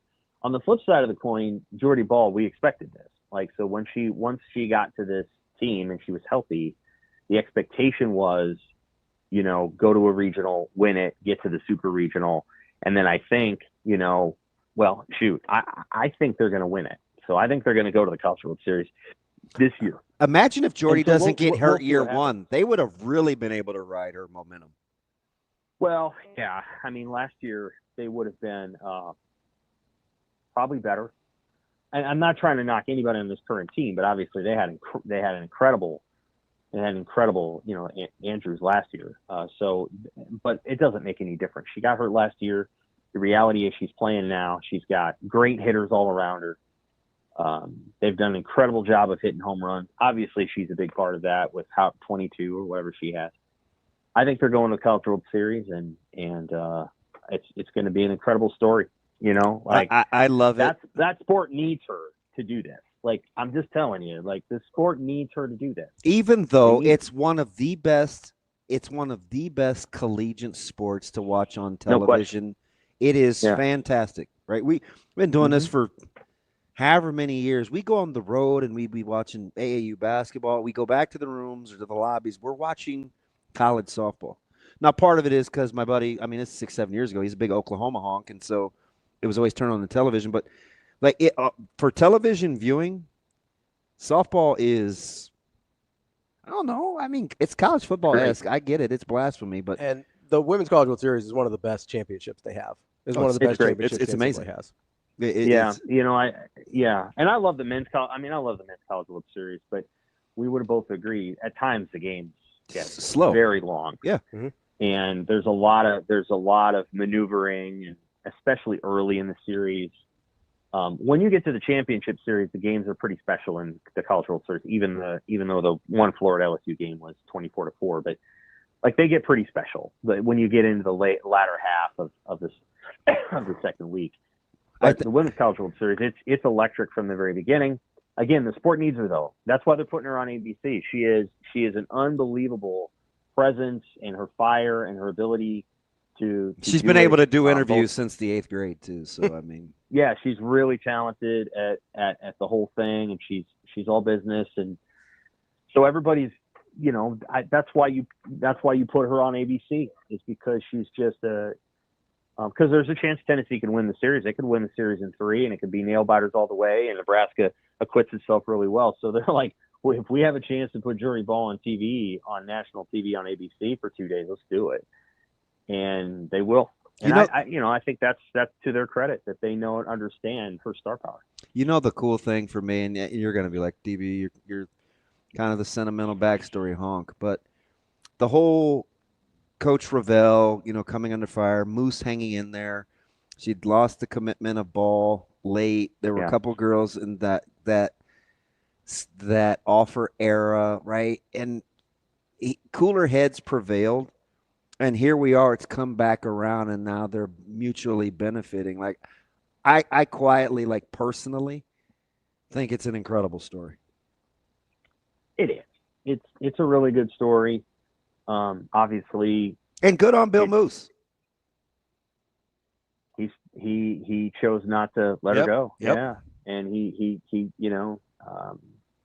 it was obviously an important moment for the program, and here we are now. That was, when you think about it, that was a long time ago. That was 2019, 2018, when all that stuff happened. And so he stuck in there, and here we are. And, obviously Jordy didn't want to get hurt last year. That was devastating. The fact that she'll be here another year may be, just even more of what they need. She's a special athlete. We haven't had a ton of people and players like her. And,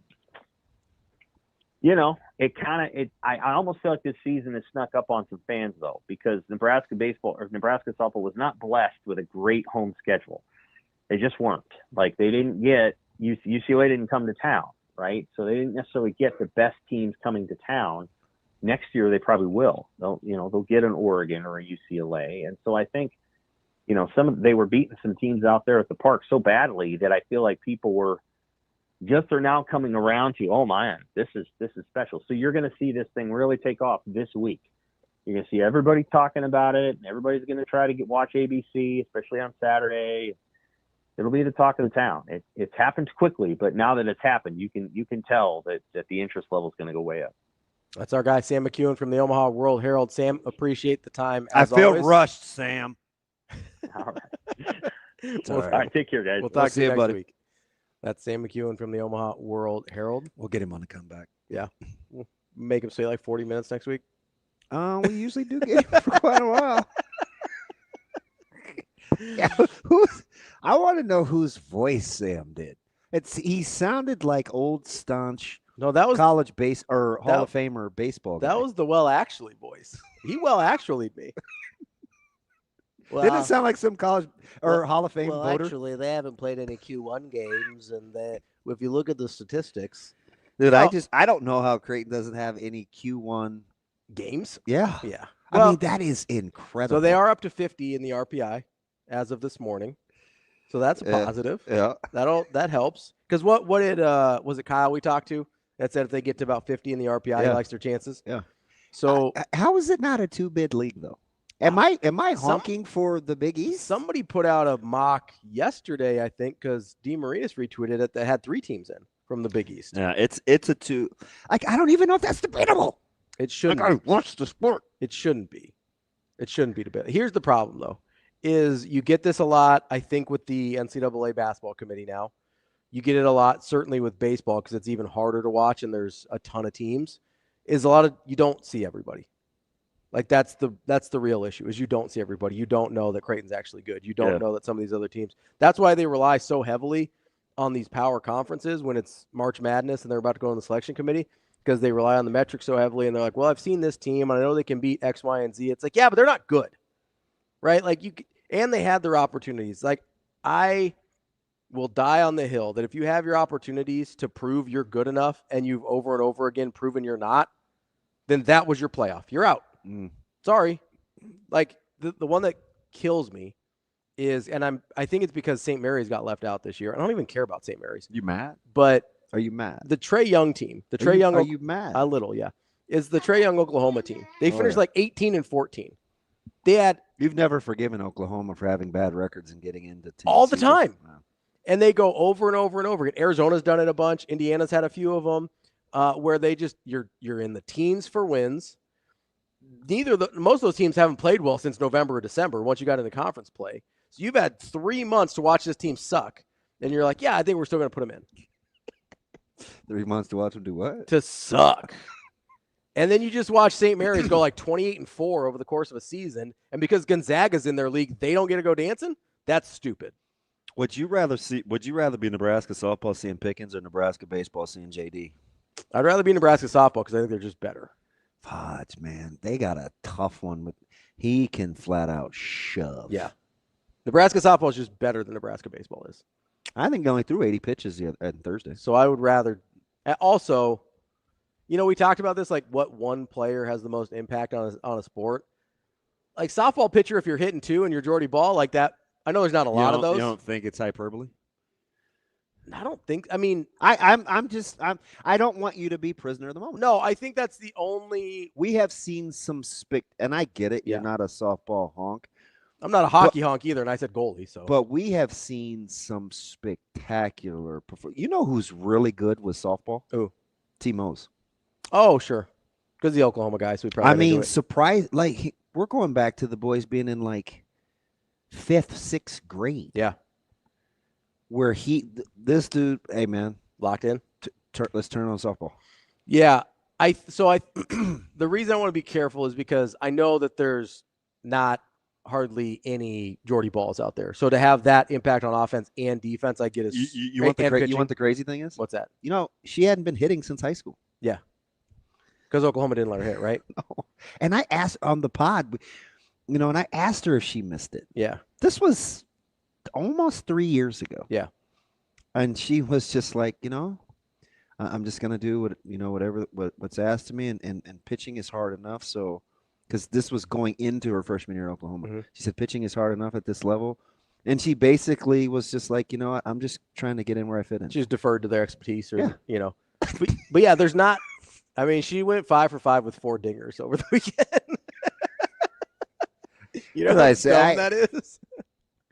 The second to last one, I just laughed. I was like, come on. But that, and so I understand that there's not very many of those. It's much easier for more hockey goalies to go on a heater. But if you do have a Jordy Bahl type where she can, you pitch almost you have seen every day. Softball's done it. Yeah. Softball. Yeah, there's been some. We've seen Fernandez. We've seen Mendoza. We've seen Jenny Fent. We've seen... Yeah. Like these phenoms just close the door the minute they toe the rubber, or people you just don't want to pitch to. Yeah, But 6 of the top 10 seeds losing in softball, wild. I thought it's aggressive, unbelievable. Yeah, because Liberty knocked off A&M. That was the biggest one. Yeah, because A&M was undefeated, and then it went down to the wire. Did you finish Did you watch? Yeah, the 14-11. Yeah. The guy was drunk. Yeah, it was. So were those Southeast. You start going to the bully in softball, and it's like that's why I wanted Nebraska to get if they could develop a 1B. Yeah. But I still think I want them to be able to pick it a little cleaner though, because it's gonna show up. Those Southeast versus LSU games were kind of drunk too. Yeah. They were something else. Oh yeah. Yeah, for sure. So they got out there as well. It was it was a fun weekend to watch the regionals out there. We'll start Big Ten baseball tomorrow with Nebraska, Michigan State as the late game right there at 6. Want to be a baller. Shot caller. 20-inch rims. 20-inch, 20 home runs. Oh. 20 home run club. Can you right. work that into the lyrics? Want to be a baller, shot caller, 2020 club, aim for the holler. Oh, I could probably get it. There you go. Do it her way. Nailed it. I feel a note of sarcasm. No, you got it. I don't feel encouraged. You should be encouraged. Oh, no. It's like you can't even do that right. Like, what's so hard about being nice? Well, now that you're in my head, I'm going to sound... Because it's all in my head. Hashtag fail. That did not sound encouraging. Oh, hey, great, Timmy. Nice, nice shot. Oh, no. He was hilarious. He did the podcast Friday with us here. Cam. Man, dude is a trip. Yeah. We stayed and chopped it up after. Yeah. It's a funny dude. Oh, no. Good morning again. Let's take a quick break here. We'll come back here. That's DB. I'm Ravi. Lulla. It's Hurrdat Sports Live.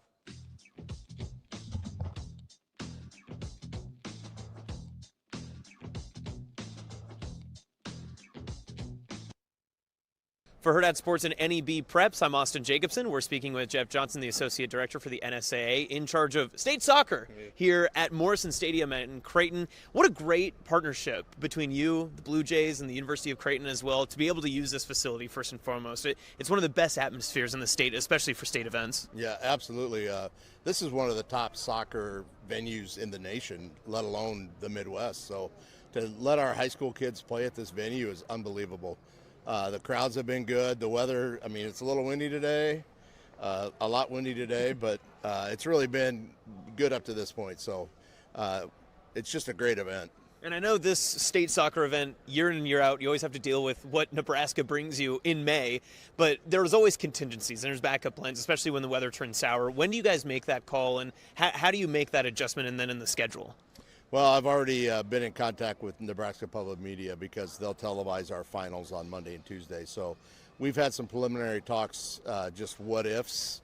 But good old Nebraska weather, you kind of got to wait till Sunday to see what's going to happen. So we'll just keep monitoring and hopefully it goes north or south of us, right?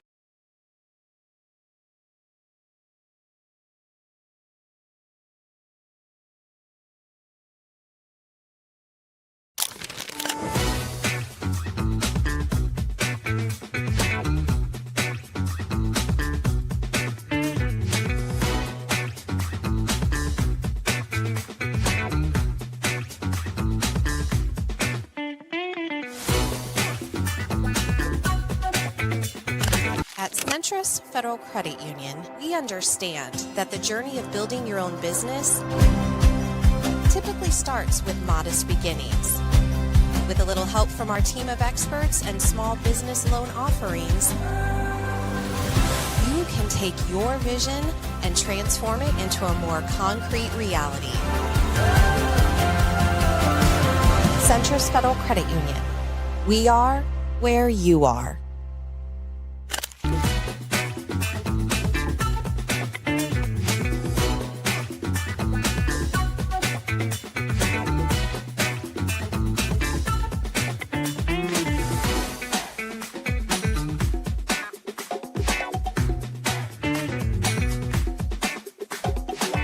Omaha Marion into the state championship. Paige Miller hanging out with us. And Paige, first off, congratulations. You're in the state championship. First time since 2019 for Marion. I know that's been a goal for you guys, not only all season, but the past few years for you. Yeah, it's definitely so exciting. I'm so grateful to play with this team, and it's great to be going back there. Now, you had to overcome the T-Birds today. They'd handed you 2 losses this season. What was the difference maker in this one, especially when the lights were at their brightest? Yeah, I think we definitely just wanted it more. We really competed, and I thought we just really played our game today. Of course, you're one of the most prolific scorers this season, 28 goals coming into the tournament. You score again today. Take me through that big shot that you had there to really set the tone for the second half. Yeah, it was just my teammates, honestly. Like, they gave me that ball. It was all them, and I'm just so grateful to score that goal for them.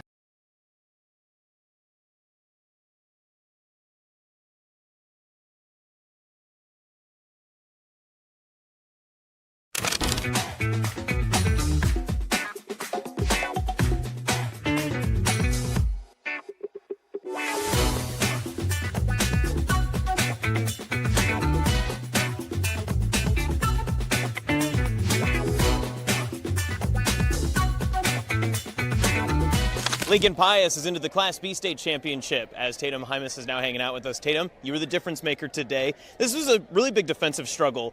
What was the moment that kind of led you to see that opening to be able to make the difference here to score the lone goal in the contest? We talked about it at halftime, like playing wide and playing that through ball, and then I knew my teammate was going to give me the through ball, and she put it perfect. And it felt like there was plenty of maybe frustration building up on both sides.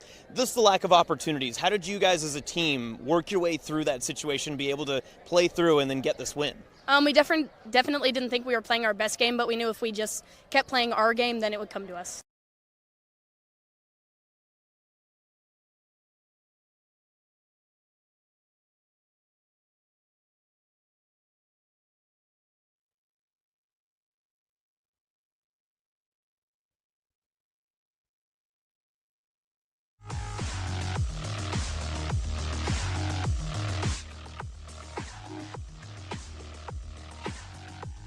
You're listening to Hurrdat Sports Live.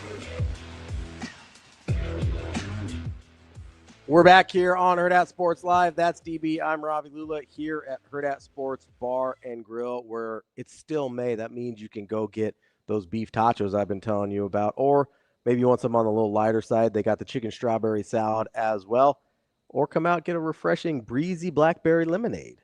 It's so breezy. You seem, you're a big breeze guy. My son. Oh yeah, okay, that's different. Yeah. Not a big lemonade guy. Back in the day, I probably would have rocked some lemonade. Back in the day. Yeah. I like lemonade. This is the only 2 times I'll talk about him on the show, but you know who's a big lemonade in his drink guy? Who? T-Mose. Yeah. When he gets away from his dirty beer. I like T-Mose. That's my guy.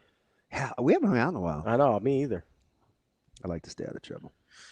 How many? What's the capacity? Trouble? No. I'm probably gonna find my way to a bar though. Yeah. How many? What's the capacity at Sherry Parker Lee Stadium? Can't be more than what? 2,400 maybe? 2,500? 2,000? Those softball complexes don't hold a ton. That's why you see people sitting in like public parks. Jack says the tickets are hard to come by. Sherry Parker Lee Stadium. Yeah, give me Sherry. I'm going to guess 2,200. 2,240. 22,000. Okay. Give me another one. Wait, why are you're discouraging my vote? What's the number? Was I high or low? I'm not going to tell you. I'm not going to give you hints. I'm going to say you looked away. I said them too fast, so I had to be close. I'll go. You couldn't decide which one I was looking away. Yeah, because I said 18. I'm gonna go 2,300. 2,200 is the first one you said. Oh, damn it! Yeah, that's why I looked away so fast. Because I go, that damn DB. Yeah, Jack's trying to get tickets. I wonder how far is he from Knoxville? I don't know. I don't know exactly where he's at. Good morning, JR. Well, now where's he been? Oh, no, he's a little late today. No, Eli, the Red Sox should not get rid of Alex Cora. What are we talking about? I don't know. It's not his fault the bullpen sucks. Yeah, they do rot. They've blown like 12 saves. I think they've blown the most in Major League Baseball. It is the most Major League Baseball. Yeah. I think it might even be bigger than 12. It was 12 last time I looked. I don't think they blew any saves this weekend. I wanted to make a joke so bad, but it's so inappropriate. We did have the Rafi walk-off, even though he just doesn't want to play anything but DH now, apparently. And guess what? Like, the Dodgers can't beat anybody else in their city. Yeah. That's 3 in a row. Yeah. So, I get that they've been 500 for the last 5. Listen, Eli. You guys don't get me started on the Red Sox here. No, he wasn't here for your meltdown the other day. And it wasn't even necessary. I'm just waiting for a green jersey to be sitting up there on the table. I did like the Fenway jerseys they came out with. It's kind of like a dustier green, not that bright color. I've green. seen some poor baseball uniforms this year. Yeah. I'm not a big. I don't like the city the city ones or whatever, the City Connect ones. By the way, Or that's what they call them in the this NBA, is I don't know college, but I Yeah. was watching UCLA Northwestern with Vers. Yeah. Those UCLA all blues with the gold trim. I was like, they look like pajamas, but I might They rock kind of those. look sick though. I really liked the Creighton pinstripes too. No, those are sharp. Those are nice. They rock some baby blues too that I like. Their apparel, pretty good, is legit. You know what I really want them to do? Which, by the way, I'm texting Nick right now. Maybe I'm getting out there too much a little bit. I mean, we're out here, right? Can we get this? Is maybe I'm asking too much. Can I get a baby blue with a dark blue pinstripe for a Creighton uni? Oh, I don't know. That'd be that'd be filthy. Hey, by the way, did you see what you wonks did at Tallahassee? What's that? How thought Carolina was going to be able to rally, man. No. But you know what? Seeing FSU win games like 4-3, 5-4 is kind of weird. Yeah. But I'm telling you. It's encouraging, though. Carolina can pitch it. Yeah. It's encouraging for Florida State because they had some leakiness in the pitching staff after Jamie Arnold last year. Yeah. But you got two legitimate aces. The bullpen's getting better. The bullpen's getting because that was when we asked Aaron Fitt. That was his bugaboo with the Carolina is holding this offense down. They got a chance. Then they took the lead 3-2, and I was like, yes. Seaman holes are just going to do this darn thing. Seminoles. Seminoles. It's a pronunciation issue there, DB. Sounds like a whole issue. It's a tribe in they originated in Florida. I don't know if you remember. There's a thing called the Trail of Tears. They ended up in Oklahoma. Freaking bats. Not an ideal time for our native friends. Andrew Jackson, kind of a dick. You good? Pardon? Was it Andrew Jackson or Andrew Johnson that did the Trail of Tears? I think it was Andrew Jackson. Yeah, it was Andrew Jackson. Oh, I got him on a $20 bill. Kind of a dick. Okay, so just real quick here. Eli, they've been 500 for the last 5 years because the front office hasn't spent any money and they shipped away all their good players. Alex Cora. He's just going to keep pushing your buttons. So here's the thing. Why is Eli doing this? I was mad about this with Bud Black last week when he got fired from the Rockies. Oh, yeah, that was a mini meltdown. That didn't even happen on air. That was just our own. Oh, was that off air? Yeah, that was. Oh, yeah, that was random. It's so dumb. Like, baseball managers have the least amount of impact on what happens on the field of any coach. Oh, so we're gonna blame Alex Cora for the fact that the front office didn't want to spend any money for half a decade after they won a World Series in 2018. They're just like, nah, we're cool. And they wanted to trade away Mookie Betts. And then they're like, no, but let's pay all these guys that suck. And now we can't pay Mookie Betts. And then, well, Xander Bogaerts, you can go. And we're going to just pay Chris Sale to rehab for 3 years and then ship him off to win a Cy Young in Atlanta. And, hey, Nathan Eovaldi, you're the only guy that's been able to stay healthy, but we're not going to pay you at all. And we still got to pay David Price, I think, for another century. How's he doing with the Rangers? Have we checked? I don't know this year, but he's been pretty good. Yeah, he has, actually. And yes, I understand they've spent money this year, Eli, but they still haven't called up their two best players in Roman Anthony and Marcelo Meyer. I understand that Christian Campbell's up, which I appreciate. Well, I don't think they want to start their clock either. Yeah, I would like them to start winning, though. So, clock be damned. Start winning baseball games. Figure it out. Apparently, money doesn't solve everything. It does if you spend it, Shane. Well, I mean. Yeah, the Dodgers only won a World Series last year. But they've lost 3 in a row, so that's not a good example. But so have the Fathers, so that's good. Really? It's not a good example? They won the World Series last year. I don't feel like I'm going to say much right this morning. They're still in first place in the division despite the fact that half their team's on the injured list. I just feel like you're just being on the offensive. Because they're just like, oh, let's roll out a different all-star. Yeah. Listen, I'm not mad at you for spending the money. I'm mad because the Red Sox won't. I would love the Red Sox to act like the Dodgers do. That'd be terrific. It's not 2024 anymore. It's 2025. How'd you like to be Skeens, though? That'd be terrific. He's pretty good at baseball. They won't spend any money. Yeah, no, he's gone as soon as that clock is up, he is gone. He lost another gem yesterday. Yeah, it was his first complete game of his career, and he lost, giving up 1 run. Yeah. Just one. Just weird. 3 hits, right? 3 hits, 1 run. 70% of the time he takes the bump, it's a quality start. Yeah, that dude's unbelievable. That's pretty good. That's not bad. The Pirates are bad. I think Eli's trying to help you out now. But I am with my man. Again, I'm rocking with Husker Dominator this morning. What Husker Dominator say? Core isn't real effective when he's not cheating. Tell him, Husker D. I'm not trying to catch your fire. Sorry. Never mind. I do not agree with you, Husker Dominator. Do not put that in the chat. I don't think it has. I don't think the cheating has anything to do. I apologize. With the fact I should not have read what he said. That the roster, I saw it earlier, that the roster hasn't been any good for 4 years. Like, that has nothing to do with banging on a trash can. Justin was not here this morning for your meltdown about Purdy.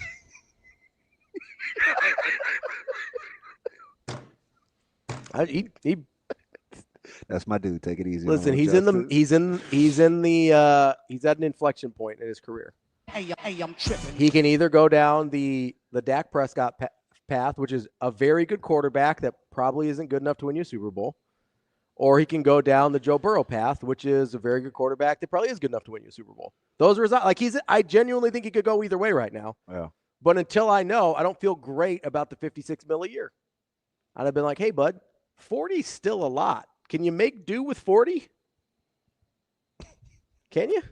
Can you figure it out? Are we really doing this? Can you live in Arizona half the time so you can so the taxes are a little bit easier on you on the California stuff so we can, Do you like your roster? The 49ers roster? Yeah. Not really. Why? It's fine. Well, because most of the guys that I'm counting on defense, I haven't seen do it before. I don't know. Right? It's a lot of guys that I like, a lot of young guys that I like. Like I said, I really like their draft class. I don't know if any of those guys can play yet. And I won't. Fair. Because you are going to have to start Michael Williams. Yeah, you're going to have to start a lot of those guys. You're going to have to start, I can't remember the linebacker that they got. Warren? Nick, the undersized linebacker? Nick Martin. Not Warren.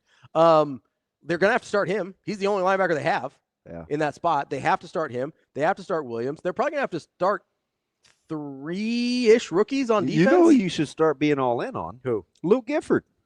They might have to start Luke Gifford. He can play. Yeah. He's been in the league a while. See what he does with the Robert Saleh defense. You talk about competitive stamina. Yeah. That dude sticks it out. Dude, I got to hang around his parents. Has not been. They raised some. Hard-nosed is the nice way to say it. Yes. Yes. The Gifford. Shout out to Giffords. They have raised some tough-minded kids. You don't want to, yeah. What is it again? Hard-nosed. Hard-nosed. Hard-nosed. That's not what I was It's nicer than saying mean some bitches. That's the nice way. That wasn't even in the. Nah. That wasn't even in my. That's accurate, though. Yeah. Yeah. Both of them. They're rattlesnakes. That's what we like to call them. That much is correct. Skeens, 17 earned runs and 10 starts. Pirates have lost 7 of those 10. Yeah.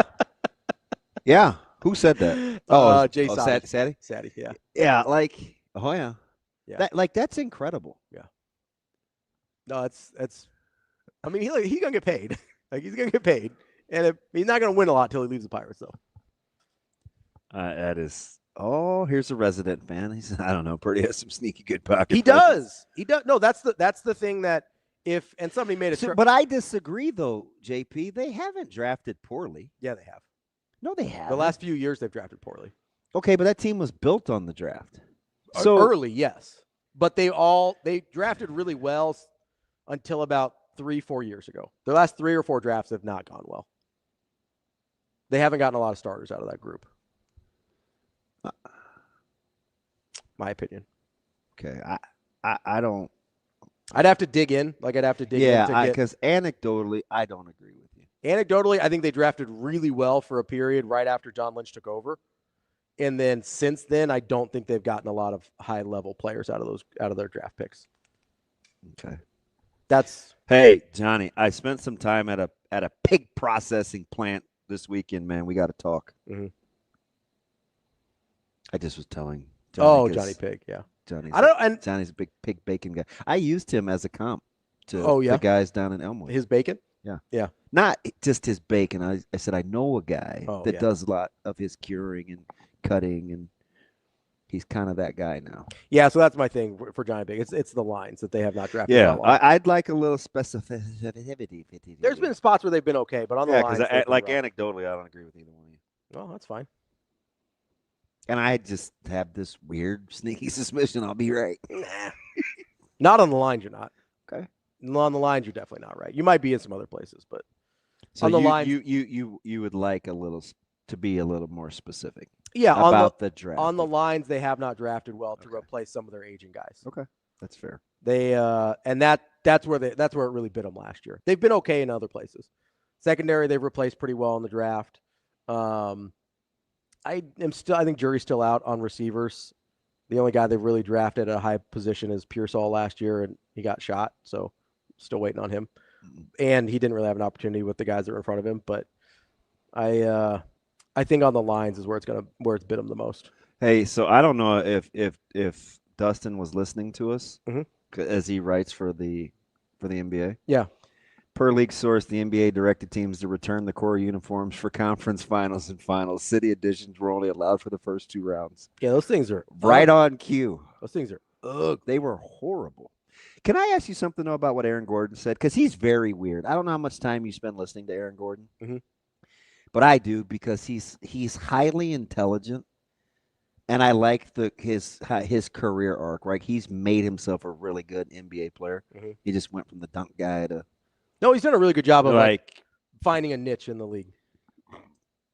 I get the television consumption and the inventory, but how soon before we change the NBA playoff schedule to 2 days off, including the travel day and a day of rest? Dude, it's killing these guys. It's killing them.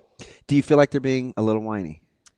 I don't know. So here's part of the problem with, and we'll get to Sean Deveney here in a little bit. Because I don't. I actually think he makes a legit point. I'll ask Sean. I don't think they're being whiny. I will say there is a big problem, by the way, just for Amazing Daniel, just for that. Just want to. Well, tell him. Amazing Daniel, I understand the Cherokee were also part of the Trail of Tears. So were the Seminoles. Just look it up. There's this amazing machine called Amazing Daniel. Do not be offended. He has talked to everyone like that this morning. It's a Google machine. It's incredible. I'm 50. I'm not 100. I'll give you 6 weeks. You're not touching 109 ever, though. No. I wonder how soon I'd have to start my swing and then pray that that's where the pitch location was. Before they let go of it. Yeah. I mean, honestly.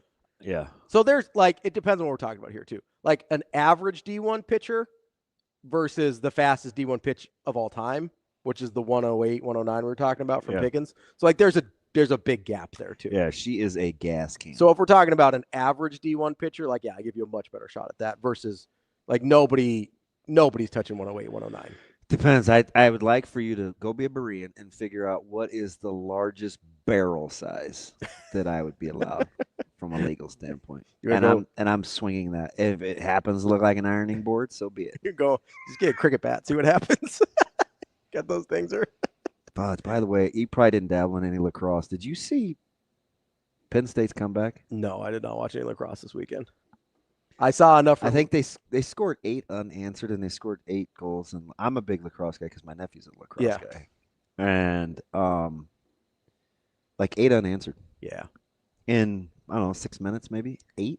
I saw enough lacrosse players with the Warriors playing Pat Spencer all the time, so I'm good there. I thought you'd get that joke. That was arguably one of the funniest, most obscure, uncalled for meltdowns in our mini career together. You just picked on a random in a blowout in a series that they weren't going to win anyway, and you crucified the lacrosse guy. That's because he played 1 year college basketball at Northwestern, and the Warriors are like, yeah, you should play crunch time playoff minutes because we have screwed our roster so badly that you're the next best option. Why are all of my team's front offices just morons? Because it's hard being a fan. No, it's not that hard. It's not that hard to be like, hey, maybe we should get basketball players, not lacrosse players. You have an unnatural.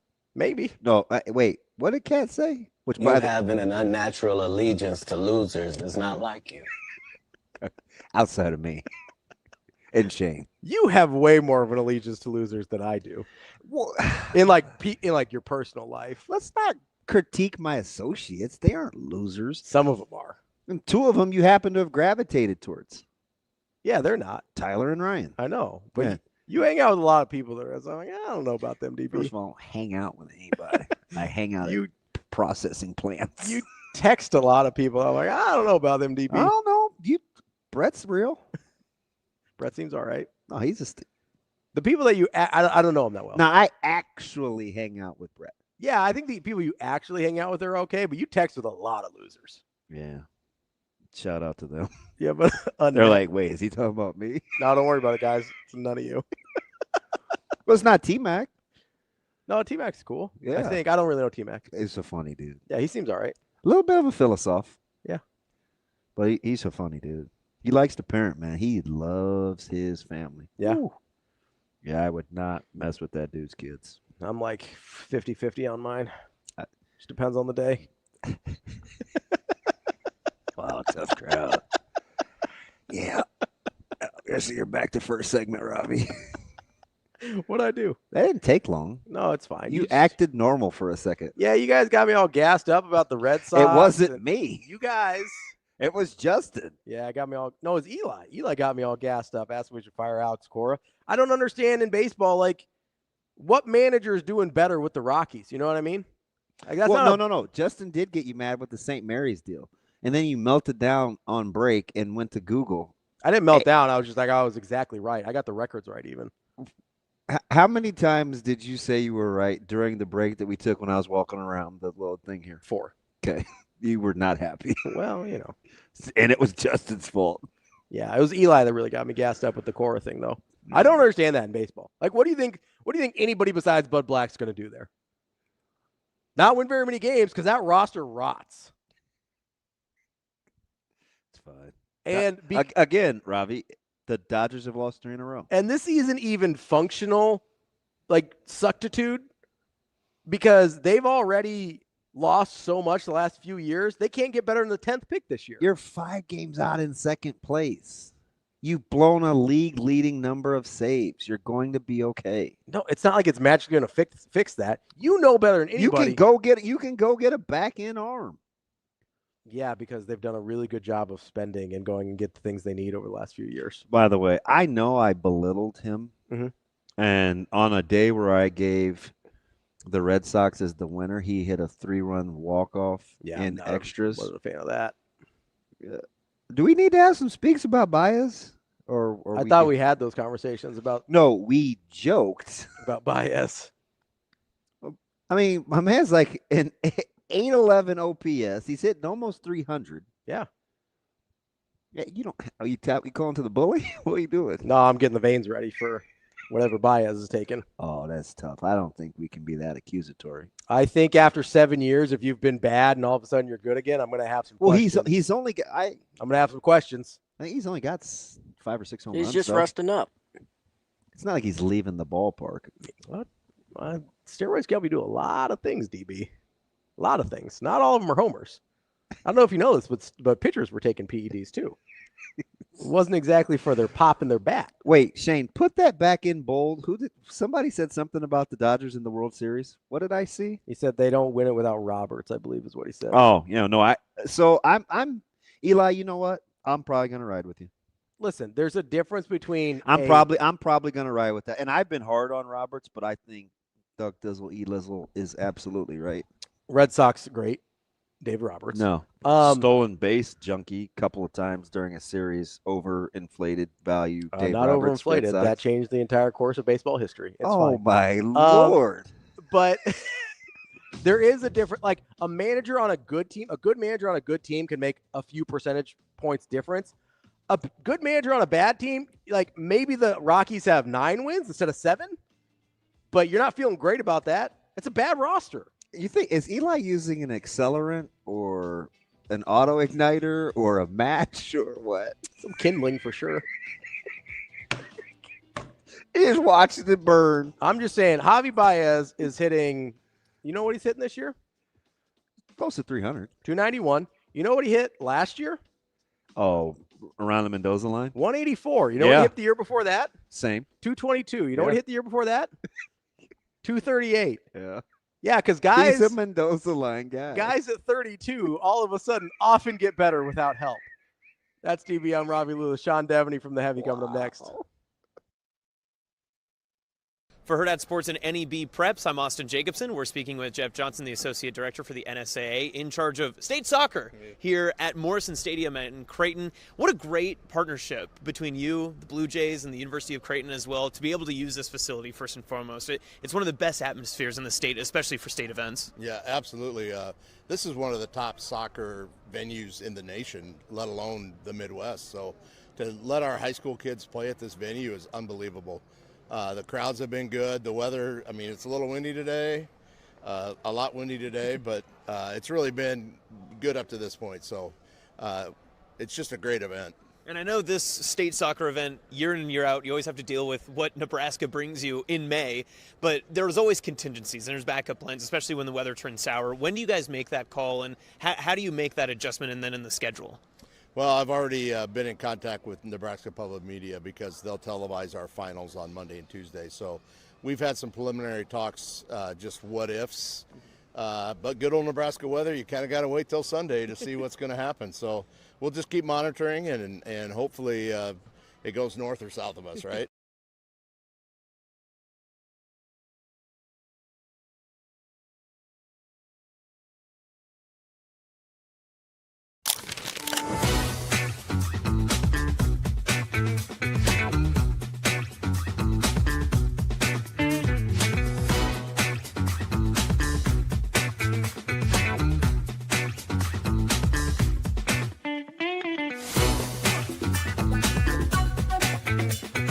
At Centris Federal Credit Union, we understand that the journey of building your own business typically starts with modest beginnings. With a little help from our team of experts and small business loan offerings, you can take your vision and transform it into a more concrete reality. Centris Federal Credit Union. We are where you are.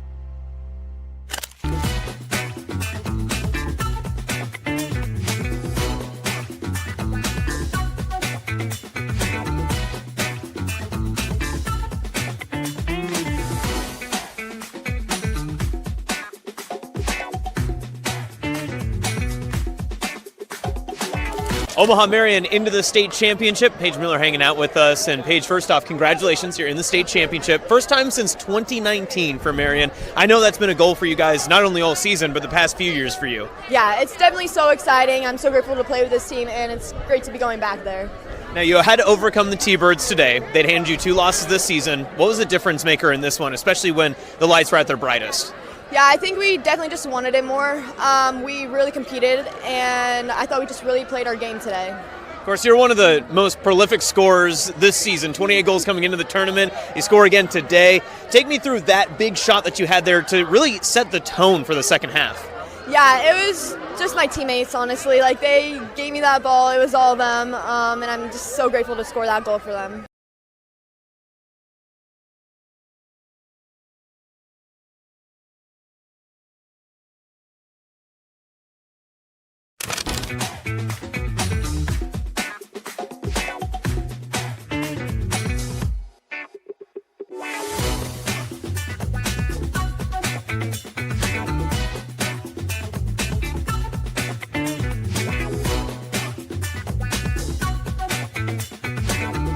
Lincoln Pius is into the Class B state championship as Tatum Hymas is now hanging out with us. Tatum, you were the difference maker today. This was a really big defensive struggle.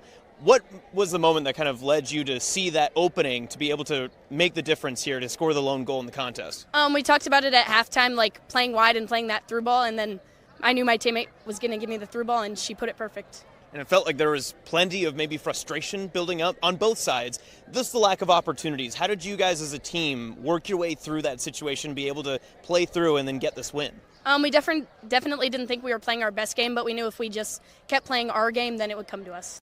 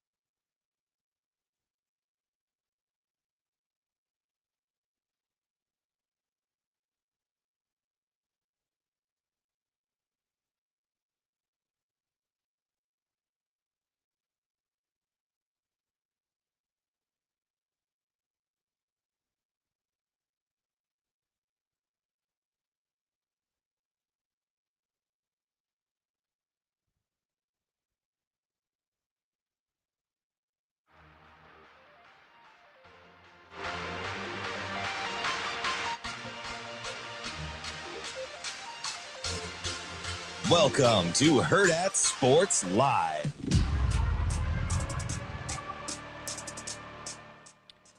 We're back here on Hurrdat Sports Live, presented by Centris Federal Credit Union. That's DB. I'm Ravi Lulla here at Hurrdat Sports Bar and Grill. We're joined now by Sean Deveney. He's an NBA insider for Heavy.com. Sean, how are you this morning?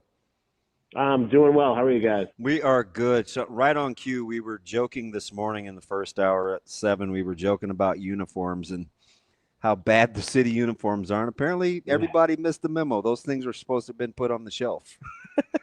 Yeah. Well, they are on the shelf now, I guess. So I think Aaron Gordon is fascinating. I think anybody that takes the podium for the Nuggets is fascinating, and it's been like this for a couple of years, whether it was half the season Murray, indifferent Jokic, crazy Porter. Don't forget about Mike Malone going nuts all the time. No, it's Gordon. But I actually like him just because of the evolution of his game. So that's one thing. But the other is the NBA will probably immediately do something about the schedule, right? Given what's happened with some of the injury situations and rest. Like, we're typically overreactive in this business with scheduling. Well, you think the TV will accommodate 2 days of full rest? Yeah, I think it's got to. This was really the first year where I can remember it being that much of an issue, where you had the everyday nature and you didn't have days off for travel. That's the big thing. Like, I have no problem, and I don't think anybody has a problem with, we play in Denver, day off and play again in Denver. The following day, where you get 1 day off between. But, when you do the travel and then you're playing, I think that's where a lot of guys had the issue. The other thing that came up was, and we saw this with a couple times, the Lakers had it happen to them and the Nuggets as well, where you play Friday night, you're on the West, you're playing a late game, and then you come back, you've got to play an early afternoon game on Sunday. So, you really you have a quick turnaround there. And for older teams like the Nuggets, or teams dealing with injuries like the Nuggets, older team like the Lakers, it happened. Or then. Golden State, game, of course. Yeah, or Golden State. Yeah.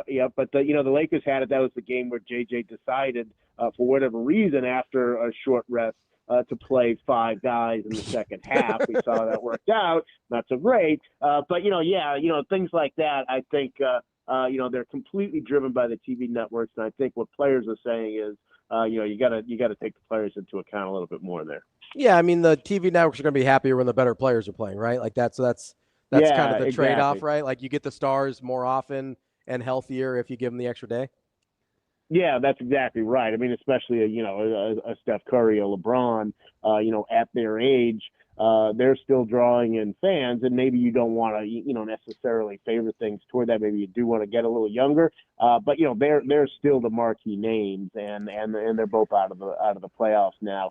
Look, I mean, part of it is just that they played against better teams for sure, but also part of it is injury and age, and this was an especially, I think, grueling schedule for the playoffs, compared to years past.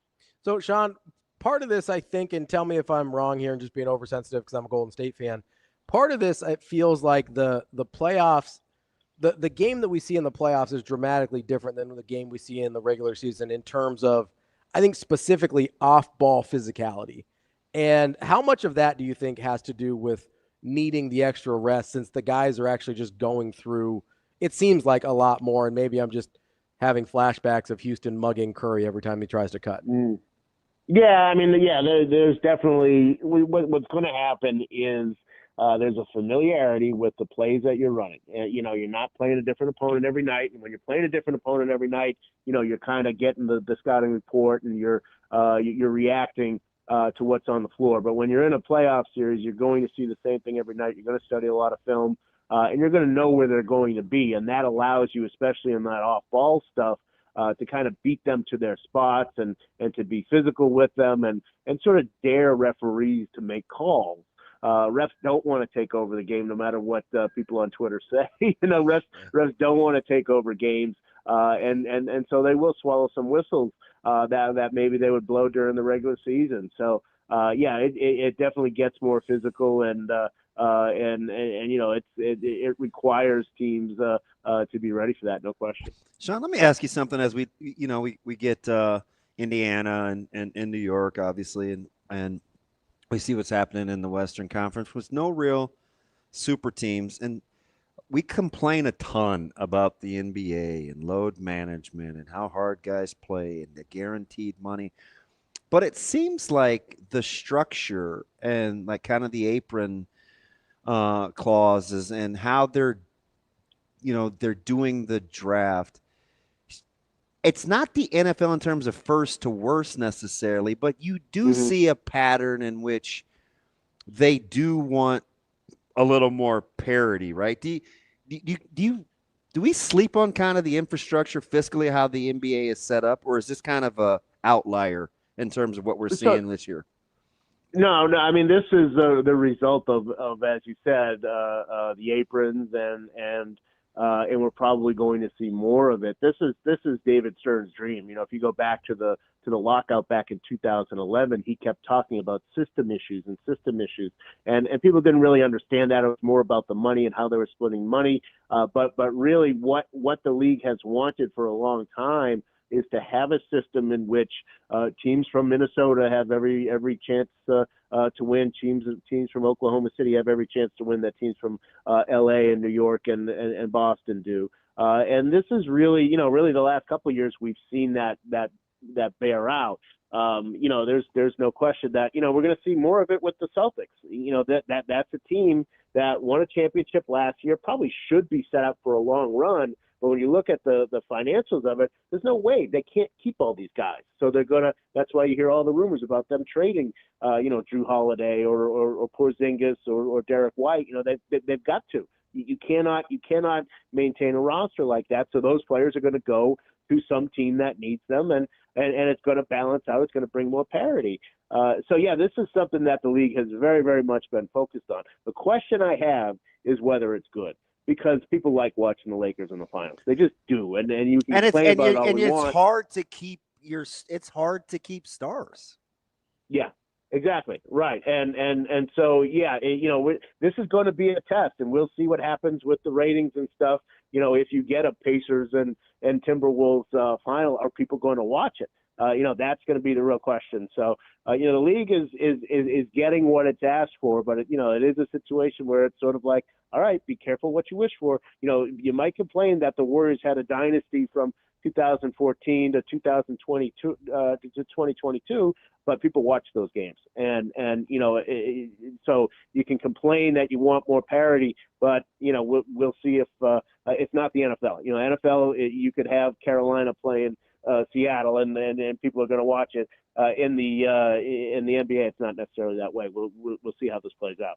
Sean, can I make the argument that a lot of this would be fixed if the NBA figured out a structure to not play or to not have to pay basically role players $40, $50, and $60 million a year? I mean, the way that they did the all NBA incentives, it sort of forces you into that position. If a guy has one really good year, he all of a sudden ends up in the same category as a LeBron or a Curry or a Jokic. It worked for Lou Dort. Right. Like, yeah, you end up with these guys that. Now, remember we thought he was overpaid. Now he looks cheap. Right. Like there's the 4-year, $60 million contract for anybody that's like Gary Payton's making $17 million a year.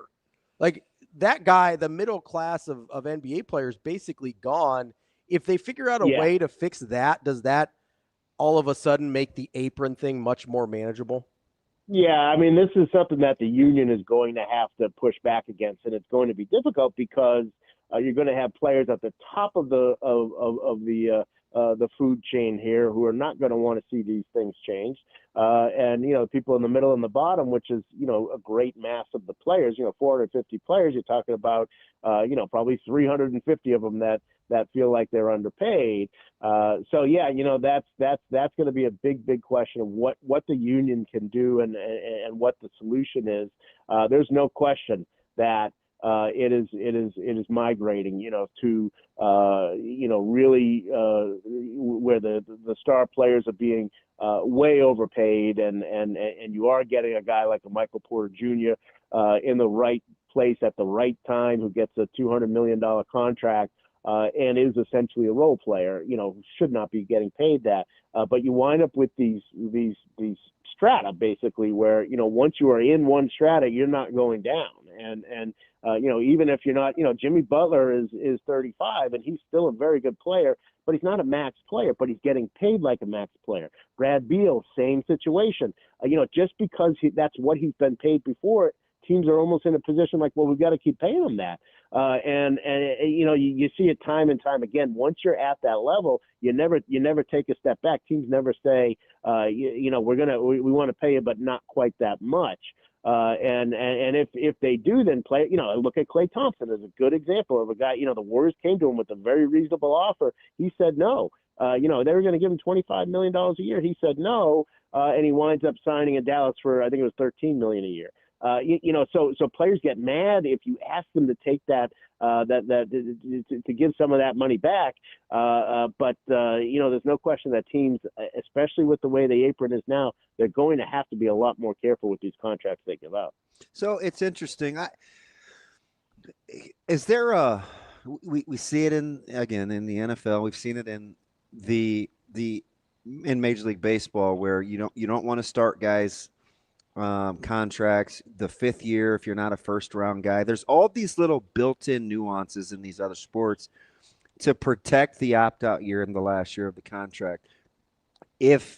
Could you see the NBA going to, and I get it would have to be collectively bargained, but is there something to be said on the table or at the table for guaranteed money versus contract lengths, or in addition to certain contract lengths? Could you see some sort of clauses being added or collectively bargained to limit the liability of guaranteed money? Well, from the league's perspective, they've actually gotten that. If you go back to past collective bargaining agreements, there were, originally there were no, Kevin Garnett got, as a rookie, got, $110 million over 10 years. And that's part of why he's so crabby with the young guys. Right. But that's one of the contracts that changed the way the league said, we've got to do something about this. We can't have this keep happening. That's one of the things.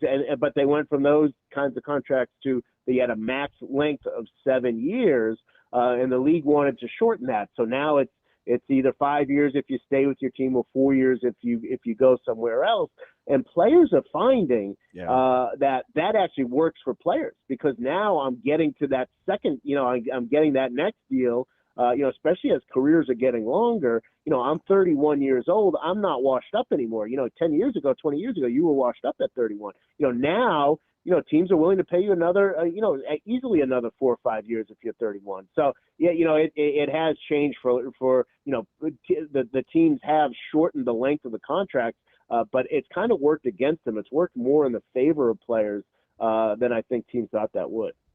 So, Sean, let's get to the actual conference finals here. We've got a huge Knicks fan that works with us, and I was talking to him the other day. It's really unfortunate. And it's his really only one flaw as a person, I think. But I was talking to him the other day, and I was kind of finding myself trying to talk him into the fact that, like, the Knicks actually have a real shot, not just to make the finals, but I think win the finals as well. Am I crazy there? No, look, this has been wide open. I don't think there's any doubt about that.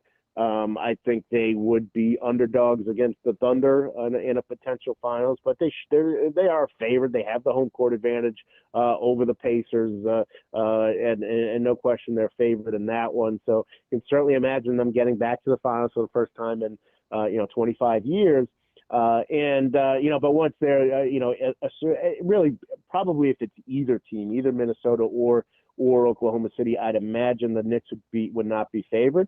But as we've seen, neither of those teams has exceptional experience level or anything like that. So you'd have to at least give the Knicks a chance. When they're at their best, if Karl Anthony Towns is making shots and spreading the floor and being aggressive and they're getting their defense playing the way it has at times here in the postseason, and you get to those crunch times where Jalen Brunson can take over, then you'd have to give the Knicks a chance. I don't think they'd be favored against either West team, but it wouldn't be an overwhelming underdog sort of situation. Sean, let me ask you something as we're talking all things NBA with Sean Deveney. Sean, if I get it, right? There's going to be the Giannis sweepstakes, and the NBA is going to be without 1 3/4 potential other stars with Tatum, and I get it, and albeit declining Lillard. Wemby does come back. When you're looking at kind of the future and where the league is headed, attendance was high, ratings are What's going to be the balance, do you think, for the commish to continue to grow the game with some budding young stars as he gets ready to usher out kind of the older guys with the face of the league is a little too cliche, but as they transition the star power? Yeah, I mean, the one thing the league has that I can kind of fall back on at this point is that it does have a new 11-year TV agreement. So, that's sort of baked in.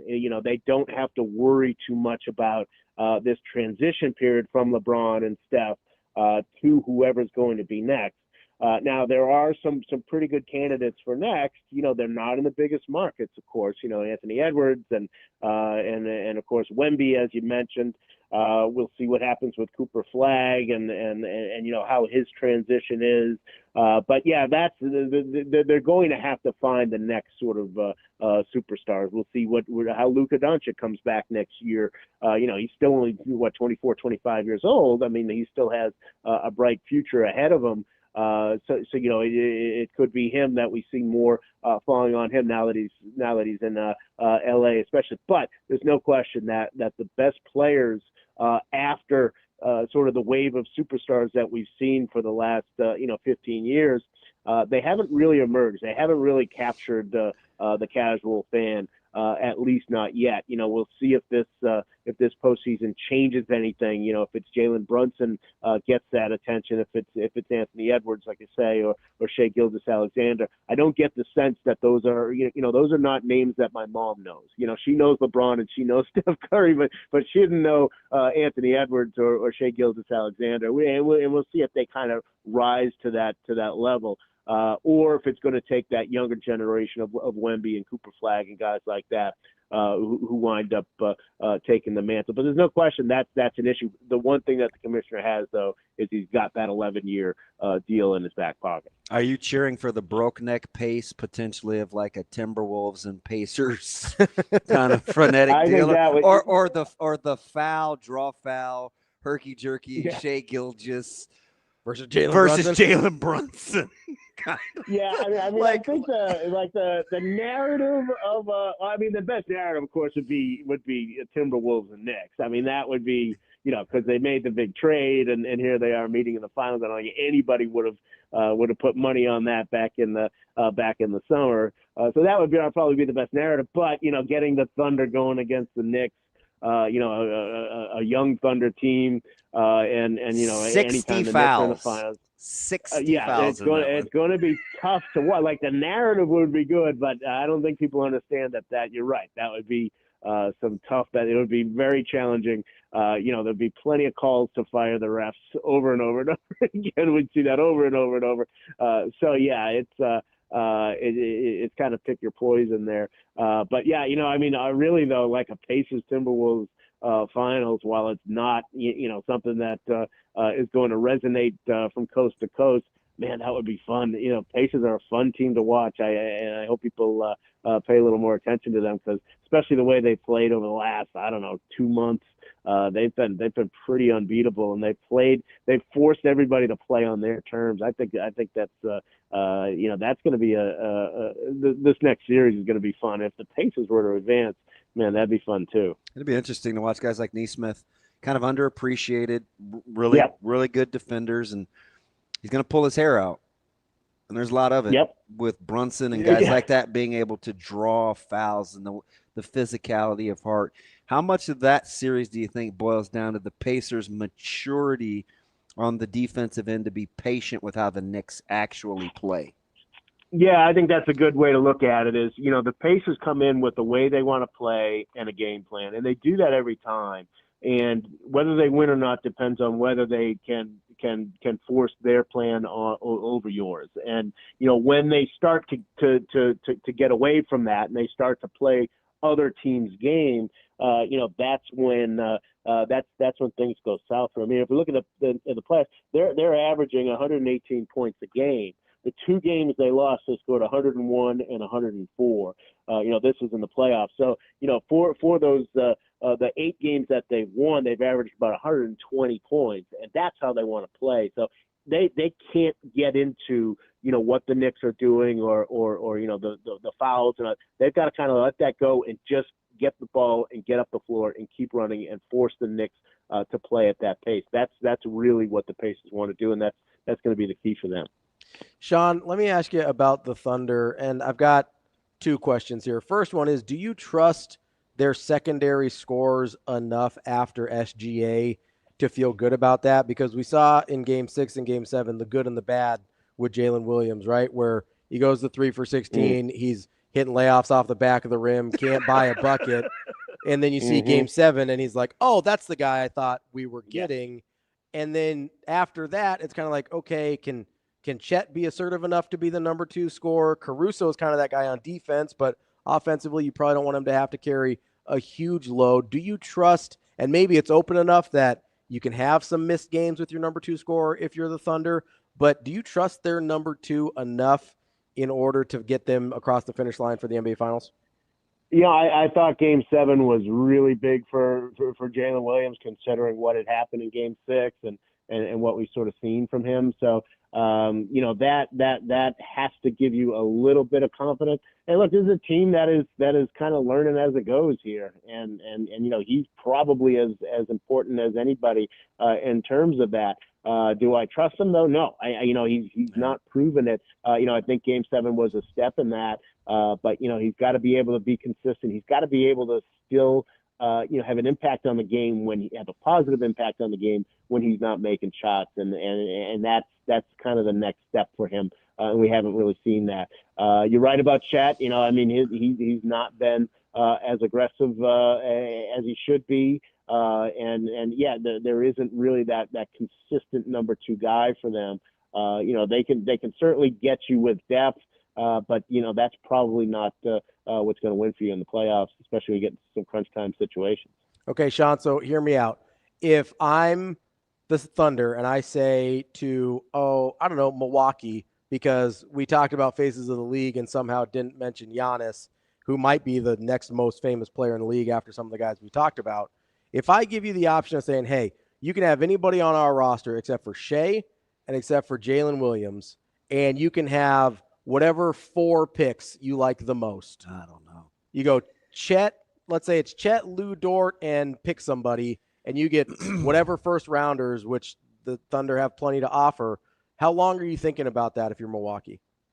Yeah, I think that's the best fit. And if things don't work out, if Oklahoma City doesn't win a championship here, I think that's where they've got to look. Now, we don't know that they would, and there hasn't been any word that Giannis would want to go to Oklahoma City, and I think Milwaukee is going to take that into consideration. They're not going to send him somewhere he doesn't want to go.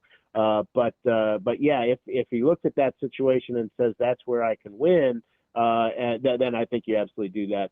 If you're the Thunder, as hard as it is to give up on Chet, his health hasn't been there.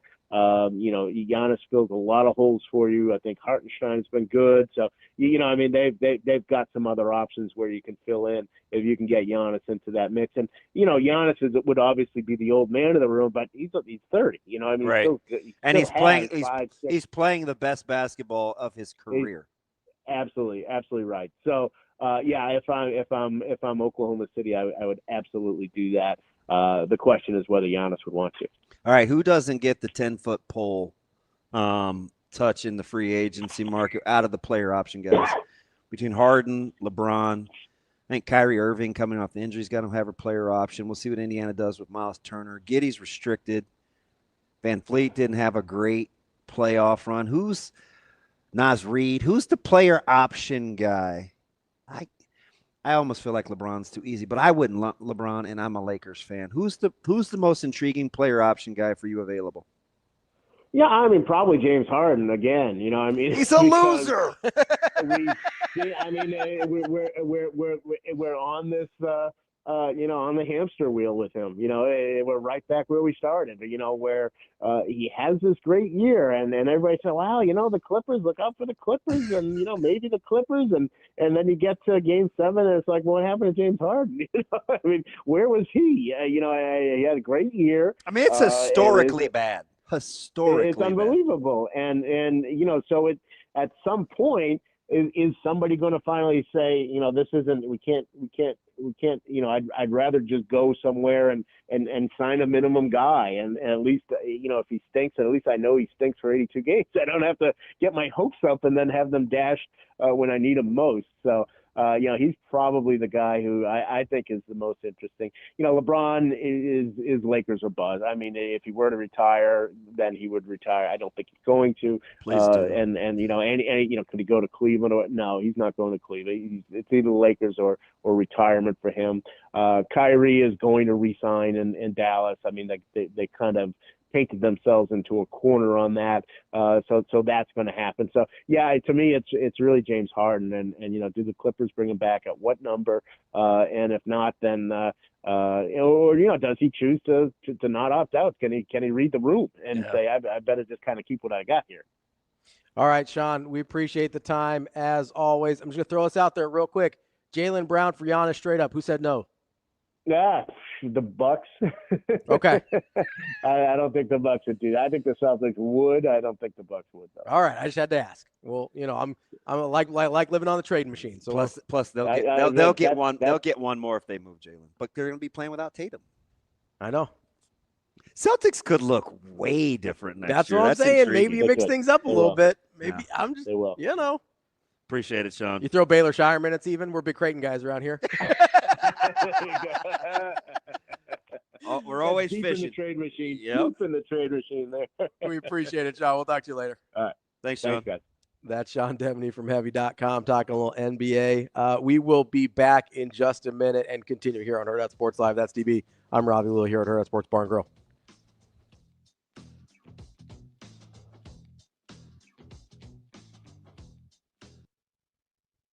For Hurrdat Sports and NEB Preps, I'm Austin Jacobson. We're speaking with Jeff Johnson, the Associate Director for the NSAA, in charge of state soccer here at Morrison Stadium in Creighton. What a great partnership between you, the Blue Jays, and the University of Creighton as well, to be able to use this facility first and foremost. It's one of the best atmospheres in the state, especially for state events. Yeah, absolutely.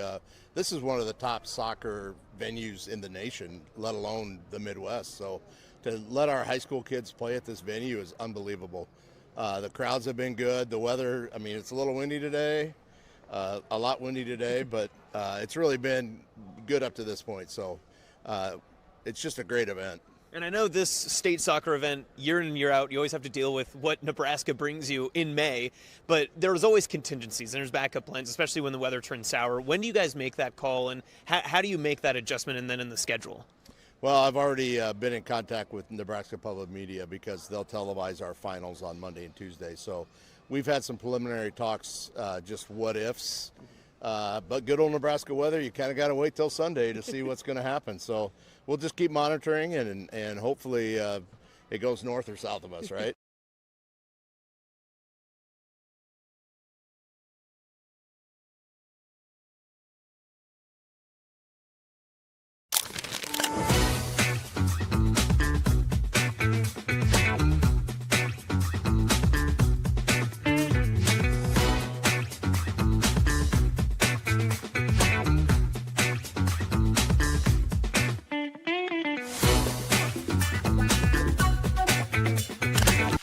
Centris Federal Credit Union, we understand that the journey of building your own business typically starts with modest beginnings. With a little help from our team of experts and small business loan offerings, you can take your vision and transform it into a more concrete reality. Centris Federal Credit Union. We are where you are.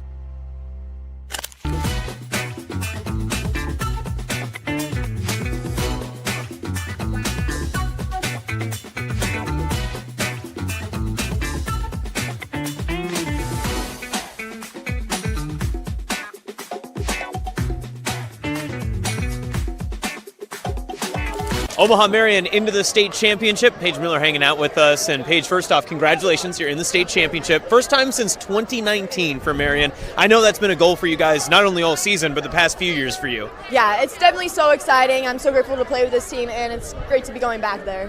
Now, you had to overcome the T-Birds today. They'd handed you 2 losses this season. What was the difference maker in this one, especially when the lights were at their brightest?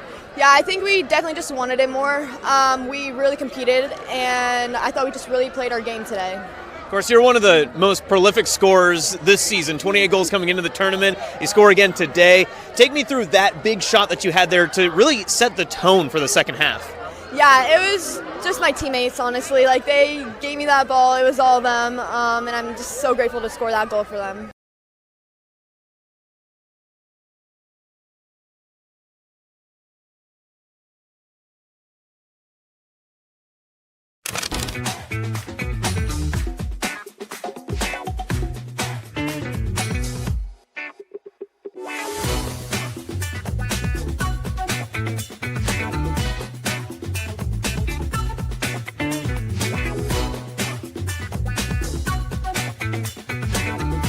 Lincoln Pius is into the Class B state championship as Tatum Hymas is now hanging out with us. Tatum, you were the difference maker today. This was a really big defensive struggle. What was the moment that kind of led you to see that opening to be able to make the difference here to score the lone goal in the contest? We talked about it at halftime, like playing wide and playing that through ball, and then I knew my teammate was going to give me the through ball, and she put it perfect. And it felt like there was plenty of maybe frustration building up on both sides. Just the lack of opportunities. How did you guys as a team work your way through that situation, be able to play through and then get this win? We definitely didn't think we were playing our best game, but we knew if we just kept playing our game, then it would come to us.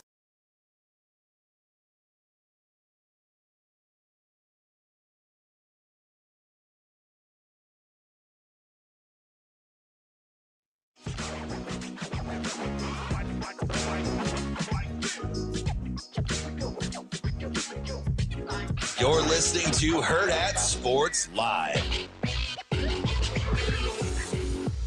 We're back here on Hurrdat Sports Live. That's DB. I'm Ravi. Lulla. That's Captain Jack Sparrow with the cutout there. We're here. I have another. Well, she's my friend. He's my friend. He just has a nice smile, so that's why he's up there. Again, it was Smiley. Everybody's asking me what. DB here for big smiles. Well, I said it this morning. It was a gloomy morning. I wanted people with nice smiles, so I picked these two people. You know what you need to do? I don't know what this dude from Pirates of the Caribbean is doing, but I just want you to know the only a guy that would call himself amazing would send me an own fathead of himself. A big fathead that's bigger than anybody else. So I'm a little crowded. He does look like he's like looking down over the other fatheads. Yeah, that is Captain Jack Sparrow. Very condescending. You know what you need to do though, if you're big Cherokee guy. If you're gonna be, sorry, we weren't the only ones. Just saying, it's exclusionary, Daniel. Expect more from you. Don't. And apparently, and you also, since you have this way of making people mad, the whole losers rant. You got some people. Asian Y is not happy with you. T Mac's not happy with you. Boyce is not happy with you. Like, you just can't be calling people losers. Like I didn't call any of them losers specifically. John JL said he's in the losers, definitely in the losers category. Listen, if you're putting yourself in the losers category, I can't help you. I can't help you. I'm gonna tell you about this dude. You with definitely talk to gas some station losers. Keno sometime. Yeah. Oh, speaking of guys that we talked to, not losers. Definitely not losers. Congrats to our guy TK. He's officially a lawyer this morning. Oh, good for him. I wondered where he'd been. Yeah, he got it all He's done. passing things? I think so. I don't know if he's passed the bar yet, but he's graduated. Oh, good for him. Yeah, so good on TK. Graduation was at some weird times for college. Well, yeah, I mean, Creighton had theirs at like Wednesday morning. Yeah, well, I went to go see one of my guys at Pisons in the morning. Yeah. Just to kind of get the lay of the land of the freezer. And he was already at graduation. I'm like, man, where's my man Crazy Counter? Just out here, right? Oh, yeah, he's going to be the cybersecurity guy. Yeah. He was outro. Yeah. I did see him Saturday morning. Did you? Yeah, well, I was going to get some help other than Matt. Sure. And but then it never Didn't turn out that way. And I ended up being stuck with Matt. You might need some help if you keep driving your lease out to go pig processing plants. You might have to call Centris to get an auto loan. No, I'm gonna definitely because I definitely you need a new to car. get out of my vehicle. You need a new car, and I'm within 2 months. I'm like a free agent. Yeah, you got. I mean, you can actually, if you wait those things out to the very end, you have a lot of options. So I'm ready. So go call centrisfcu.org. They've got you covered. Whether you're like DB, got to get into a new car. Maybe you want to. I'm not a motorcycle guy. Amazing Daniel is. Maybe you're trying to get a motorcycle. Whatever you got, Centris has you covered. Federally insured by NCUA. Rico. What'd Rico say? Jalen Brunson has a nice smile. Who draws more ridiculous fouls, Jalen Brunson or Shea Gilgeous-Alexander? So none of them are as bad as Peak Harden. That's 100%. SGA is pretty bad. So SGA is weird because his game is just very hurty. He's a foul hunter though. He is. He's a free throw merchant for sure. But free throw merchant. That's what they call him on TikTok. Oh, gotcha. The guys that live at the free throw line, they get like 10 plus attempts a game. It's like free throw merchant. But Rico's gonna lose his mind with cheering for the Knicks. If they go and he's by far the youngest Knicks fan I know. It's not even close. Yeah. Every Knicks fan I know is older than me. So you would hate him a little bit because you know good. I need something to be. You know why he's a Knicks fan, right? Please say something good so I can finally be mad at him. So it's because he followed Melo from Denver to the Knicks. That's why he's a Knicks fan. Oh, he's a follower. Yeah, he's a player but guy I can't be mad at him because you love because Melo. I love Melo. Love Melo. Yeah, but he's a player. I hope you're cognizant of your own act. It's very unbecoming. You love Melo. Like you love Melo. Like, why is that necessary? I don't know, because I'm a jerk. I don't know. That's 100% true. No. Yes. You know, it's funny. I almost talked about this like 2 hours ago, but you got me sidetracked. No, it was probably one of the Justins. No, you were talking about pigs a lot. Oh, shout out Elmwood. when you were talking with Maddie about your empathy stuff, and I wanted to say I knew you guys wouldn't believe me because I am a jerk. But I was like, that's part of the reason I don't mess with people. I mess with a lot of people because I actually on my Twitter, the empathy. Yeah, because I actually am very empathetic, and I don't have the bandwidth to do that with a lot of people. No, I get it. And my natural thing when I wear down. Yeah, I shut down. Yeah, so I shut a lot of people. That's the downside. You shut them out, so you don't even get from to the start. Shutdown. Yeah, because what's the thing that says on your profile? It's that I have a hard time setting boundaries. I learned the boundaries. I start early. You know. I'm like a pineapple, though. I've got kind of like a prickly shell, but I'm nice on the inside. Yeah, the problem is you think it's all good and juicy when you get towards the core, and it still could be bitter. It could be a little bitter still. That's fair. That's why it's a good analogy for me. At said restaurant we went to last week to celebrate the birthday, even Zoe's pineapple was fatigued. Yeah. That joker was like opaque yellow. Come on now. What are you talking about? Have you seen those like pineapple cutters where you just like put it down the middle of the core? I was tempted to get one off a TikTok. They look pretty sweet. I've seen them before. We do our own cutting of the pineapples. Old school. Yeah. Get the like machete out and just do that thing. Well, regular pineapple is significantly cheaper than getting it cubed, like as is most fruit. But it's stark. And I think it's the only other greater one, disparity in price, is the whole watermelon. Oh, yeah. Man, when they chop that thing up for you, they charge you an outrageous amount. But I'm not a huge pineapple guy. They're okay. You know, it's funny. Again, what's always said the DB. I like the fruit. The juice is horrible. See, I like pineapple juice more than I like pineapple fruit. Dumb. It's pretty good in a mimosa. Like instead of the orange juice, do a little pineapple juice. Why am I not surprised? I mean, it's pretty good. It's not like overly sweet. Some of the juices you get with a mimosa are a little overly sweet, so it makes it kind of too much. Pineapple is just a little more sour, a little more bitter. Like a giant Pop-Tart? Oh, man, that was so good. I'm just not. I don't like do that. It's so good. It's delicious. You don't like still into it. You don't like any like carbs or sweet like that's anything. Entirely not true. That's just a lot. I mean, I felt like we were going to lose Daniel. More than a cinnamon roll? Like you love cinnamon rolls, right? Yeah, but even like a cinnamon roll with too much icing, I'm going to scrape. So it can. So you don't even the sweet stuff you don't like that sweet. That's kind of my point. Team oatmeal raisin. You like me? I'm super sweet. No, listen, every day is a do I or don't I. No, Austin. No one's talking about upside down pineapples except for you. That's why DB calls you a bed hopper. He's such an instigator. That's why he says Austin's sleeping around wherever he can find a place to hang out. My man is just out here with upside down pineapples, Austin. Out here getting reps. HA is naughty. I hope Katie's listening.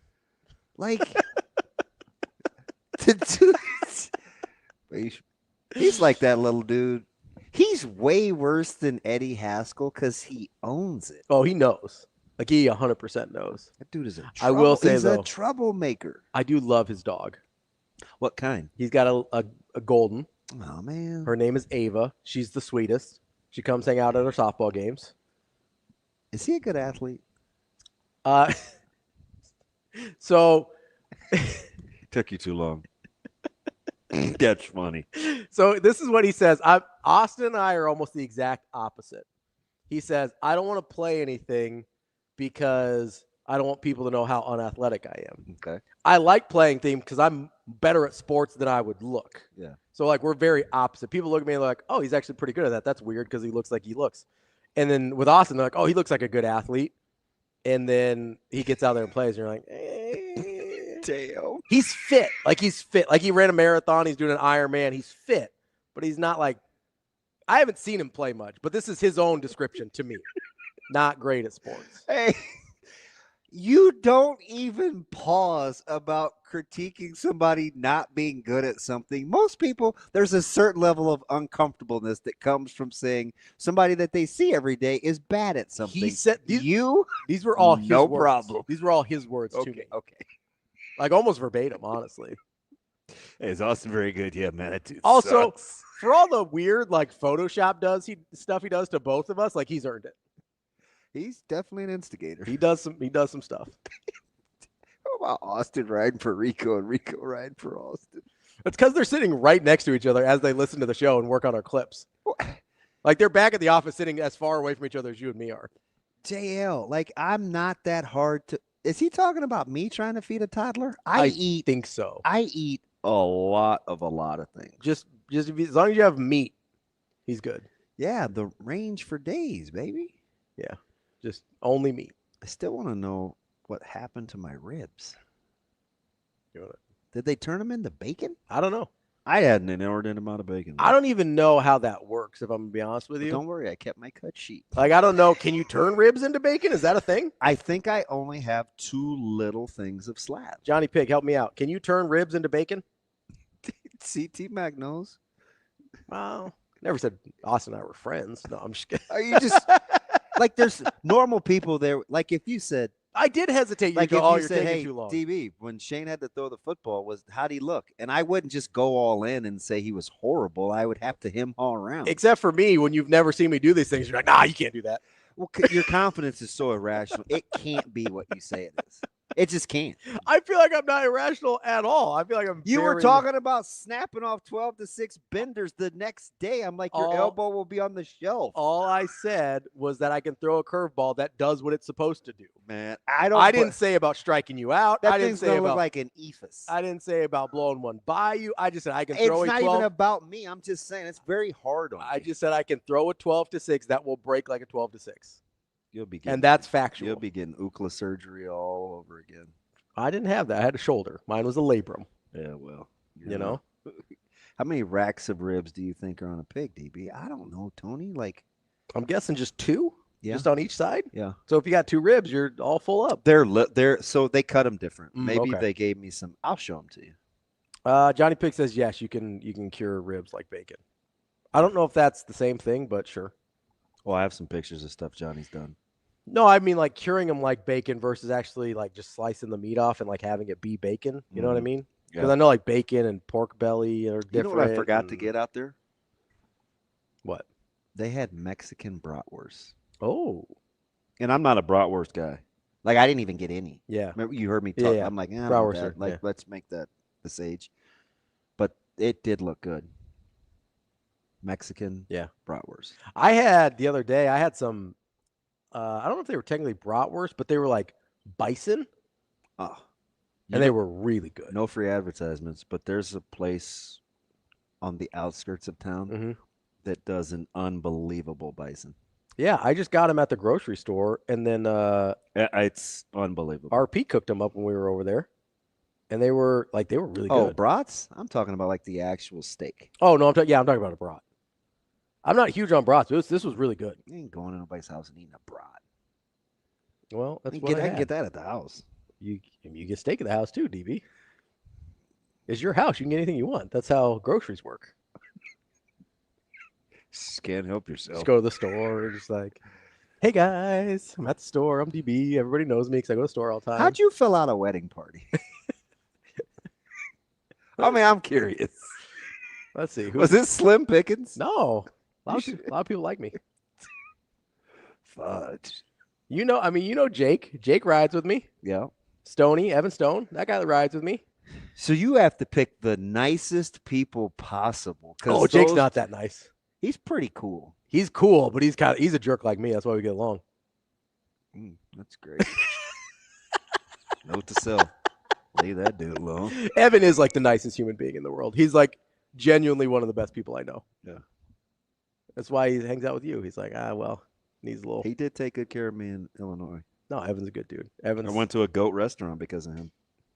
Like a goat restaurant? No, like a really, really good restaurant. Didn't know if he like had some authentic cuisine or something. I feel like you're trying to needle me. No. Do you want to do something real quick that I want you to do blind? Yeah, sure. Shane, I'm going to give you every opportunity to be right. Blind. Yeah. Okay, you ready? Yeah. I'm going to have Shane go first. Okay. Shane, I want you to pick the winner out of every super regional. Okay, you ready? Shane, are you ready? Can I look at the bracket or no? I'm going to read it to you. Okay. Liberty or Oregon? Oregon. South Carolina or UCLA? UCLA. Florida State or Texas Tech? Florida State. Arkansas or Ole Miss? Ole Miss. Florida or Georgia? Line. Georgia. Yeah. Okay. Texas or Clemson? Texas. Tennessee or Nebraska? Nebraska. Oklahoma or Alabama?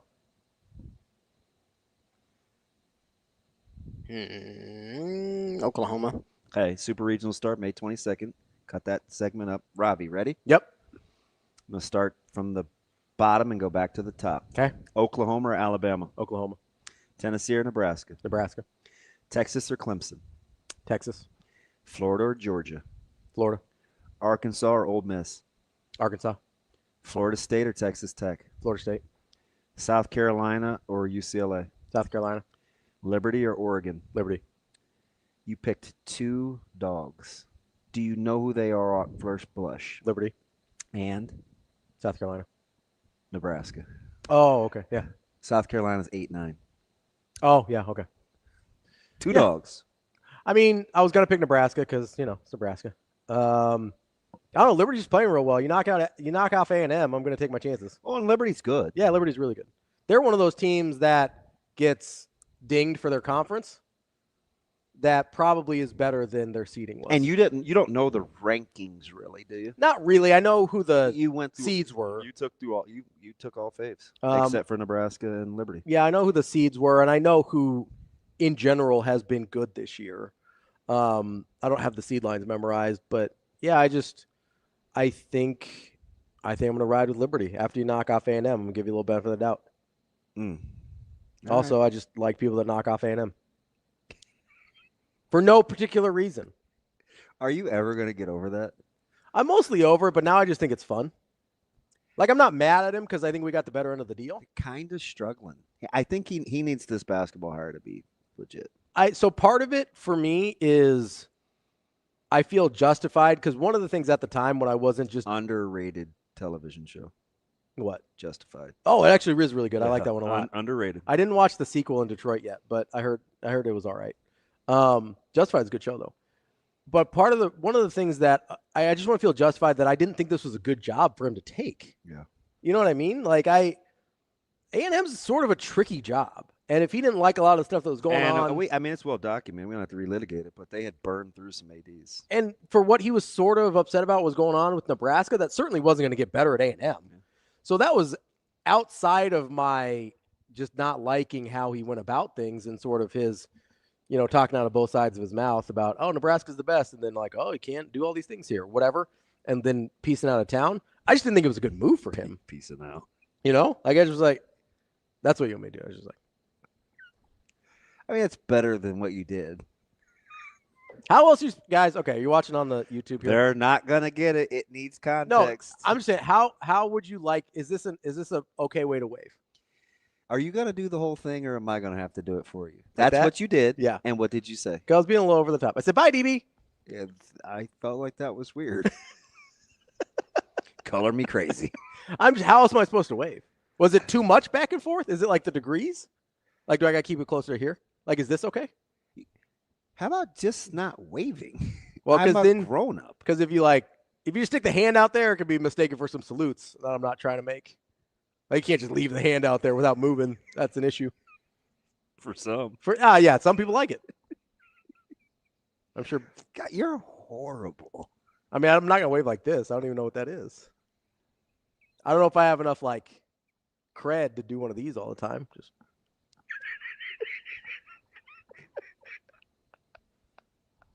Well, you're all right. Should I just do the head nod? Just head nod? Just, what's up? Hey, what's up? Even Zoe can do that, and she's 6. I mean, the head nod works, but if you're not paying attention, like if you're not looking at me, or if you're just kind of at the corner of my eye, like the head nod's pretty subtle. She has this thing she does now that she got from Micah. Well, she'll pretend like she wants something, and she'll come give you a hug, and she goes, because she likes to hear your lips make that noise. It's the most annoying thing ever. I said, where'd you learn that? And stop doing that. How have you not just yeeted that kid? Look. And she'll laugh. These big belly laughs. I mean, objectively, it does sound pretty funny, but I would be so annoyed. Yeah, me too. I would never do this because, no, you shouldn't abuse children. But, it'd be super hard not just, headbutt her. Yeah. I was in the middle of my 4th episode of He-Man on Netflix, and I took the left arm and the right leg, and I did just like this, and I put her on the floor. You're like, you're over here now. She can't weigh but 22 pounds. I mean, she's a waif. So we're out on this. Yep. This is a no? Yeah. What if it's just little, just subtle? I mean, it doesn't have to be. What if it's just a 1, just like that? Like you were all you needed a couple of bolts. Like Will? Yeah. Or the dog from the cartoon? I'm nervous about them tomorrow. Yeah, I don't think this is going to go well. You've been hating all season, though. Hating and accurately describing the team are not the same thing. You've been pessimistic all season. And I get it. They're a 500 baseball team, so you stand a 50-50 chance of being right. But at no point have you ever been like, yeah, man, it's just. I'm glad they figured out the last 5 series to win those to make sure they got in the Big Ten tournament. But we're not dealing with a team that's been terribly impressive this year. I understand. And I don't trust their pitching at all, even if the bats have come awake a little bit. You know how many starters they have with an ERA under 4.5? Ravi. Just the one. You know how many pitchers on their team in general that have an ERA under 4.5? You only have to get past. I think just 2. You get past the guy with a lot of consonants in his last name from Michigan State. Let's just go with JD. Okay. And I think you are very much in a good position. Yeah, but if they don't get past him, they're in deep trouble. Well, I tend to think a little bit more positively. I like to call that delusionally. To say they'll be favored tomorrow. That's fine.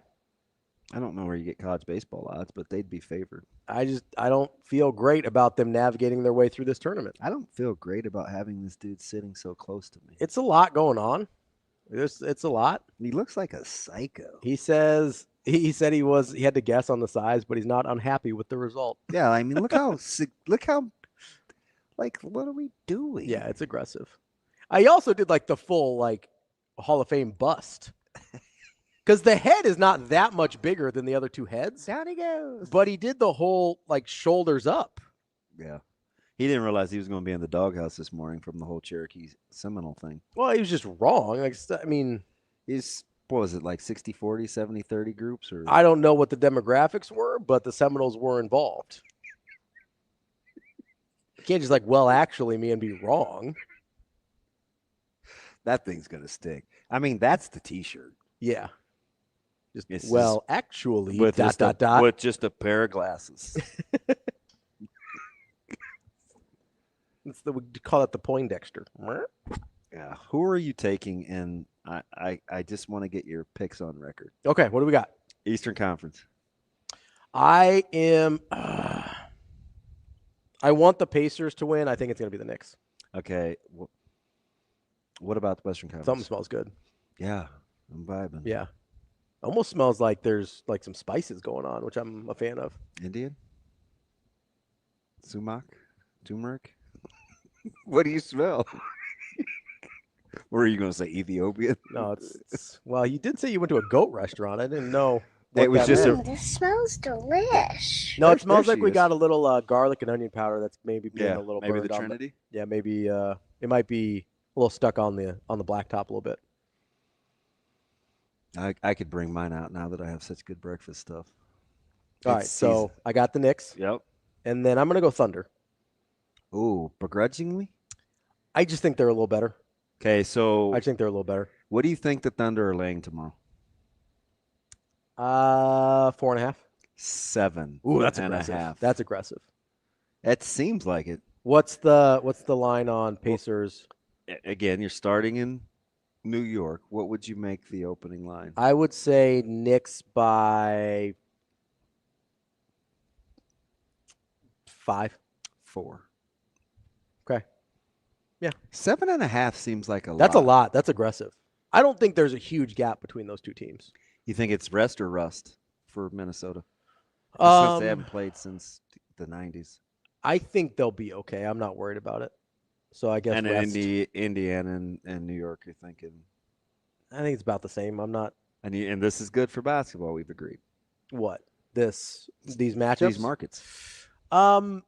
I think it's good because you've got stars. The biggest market is a monster market, and they have not been good at basketball for a long time. So New York is definitely good, but I think it's good because you've got likable stars.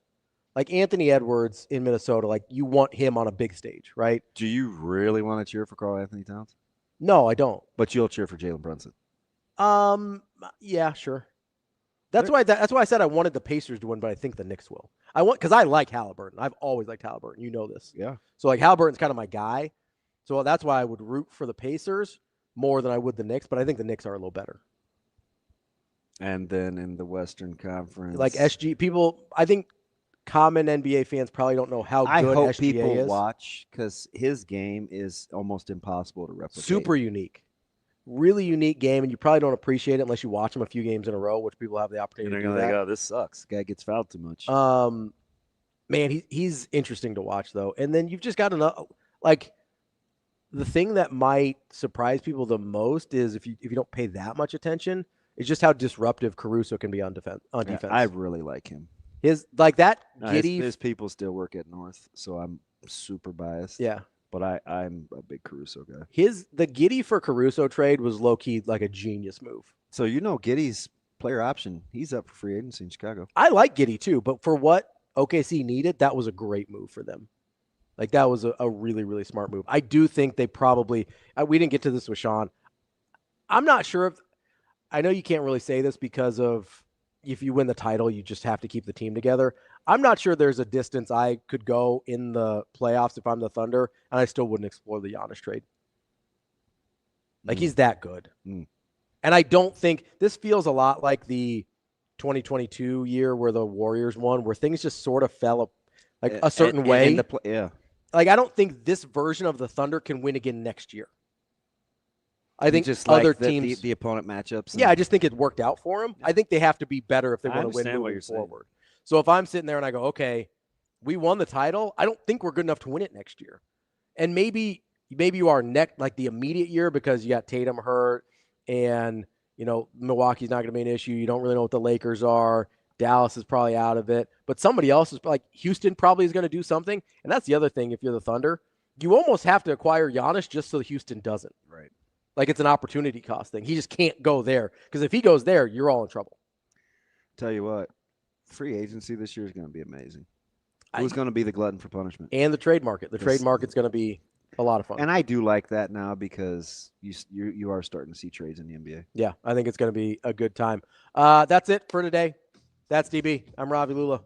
That's maybe the Steelers have signed a quarterback by tomorrow. That's the Dread Pirate Roberts. We'll be back tomorrow with. I think he's a big Pirates of the Caribbean guy. I mean, you can't look like that on accident. I don't think. Maybe his wife thought she was marrying Johnny Depp. That seems unlikely.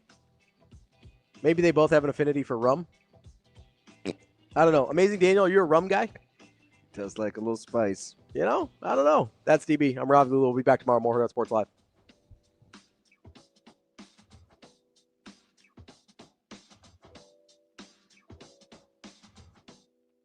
See you. Have a good day. Love you.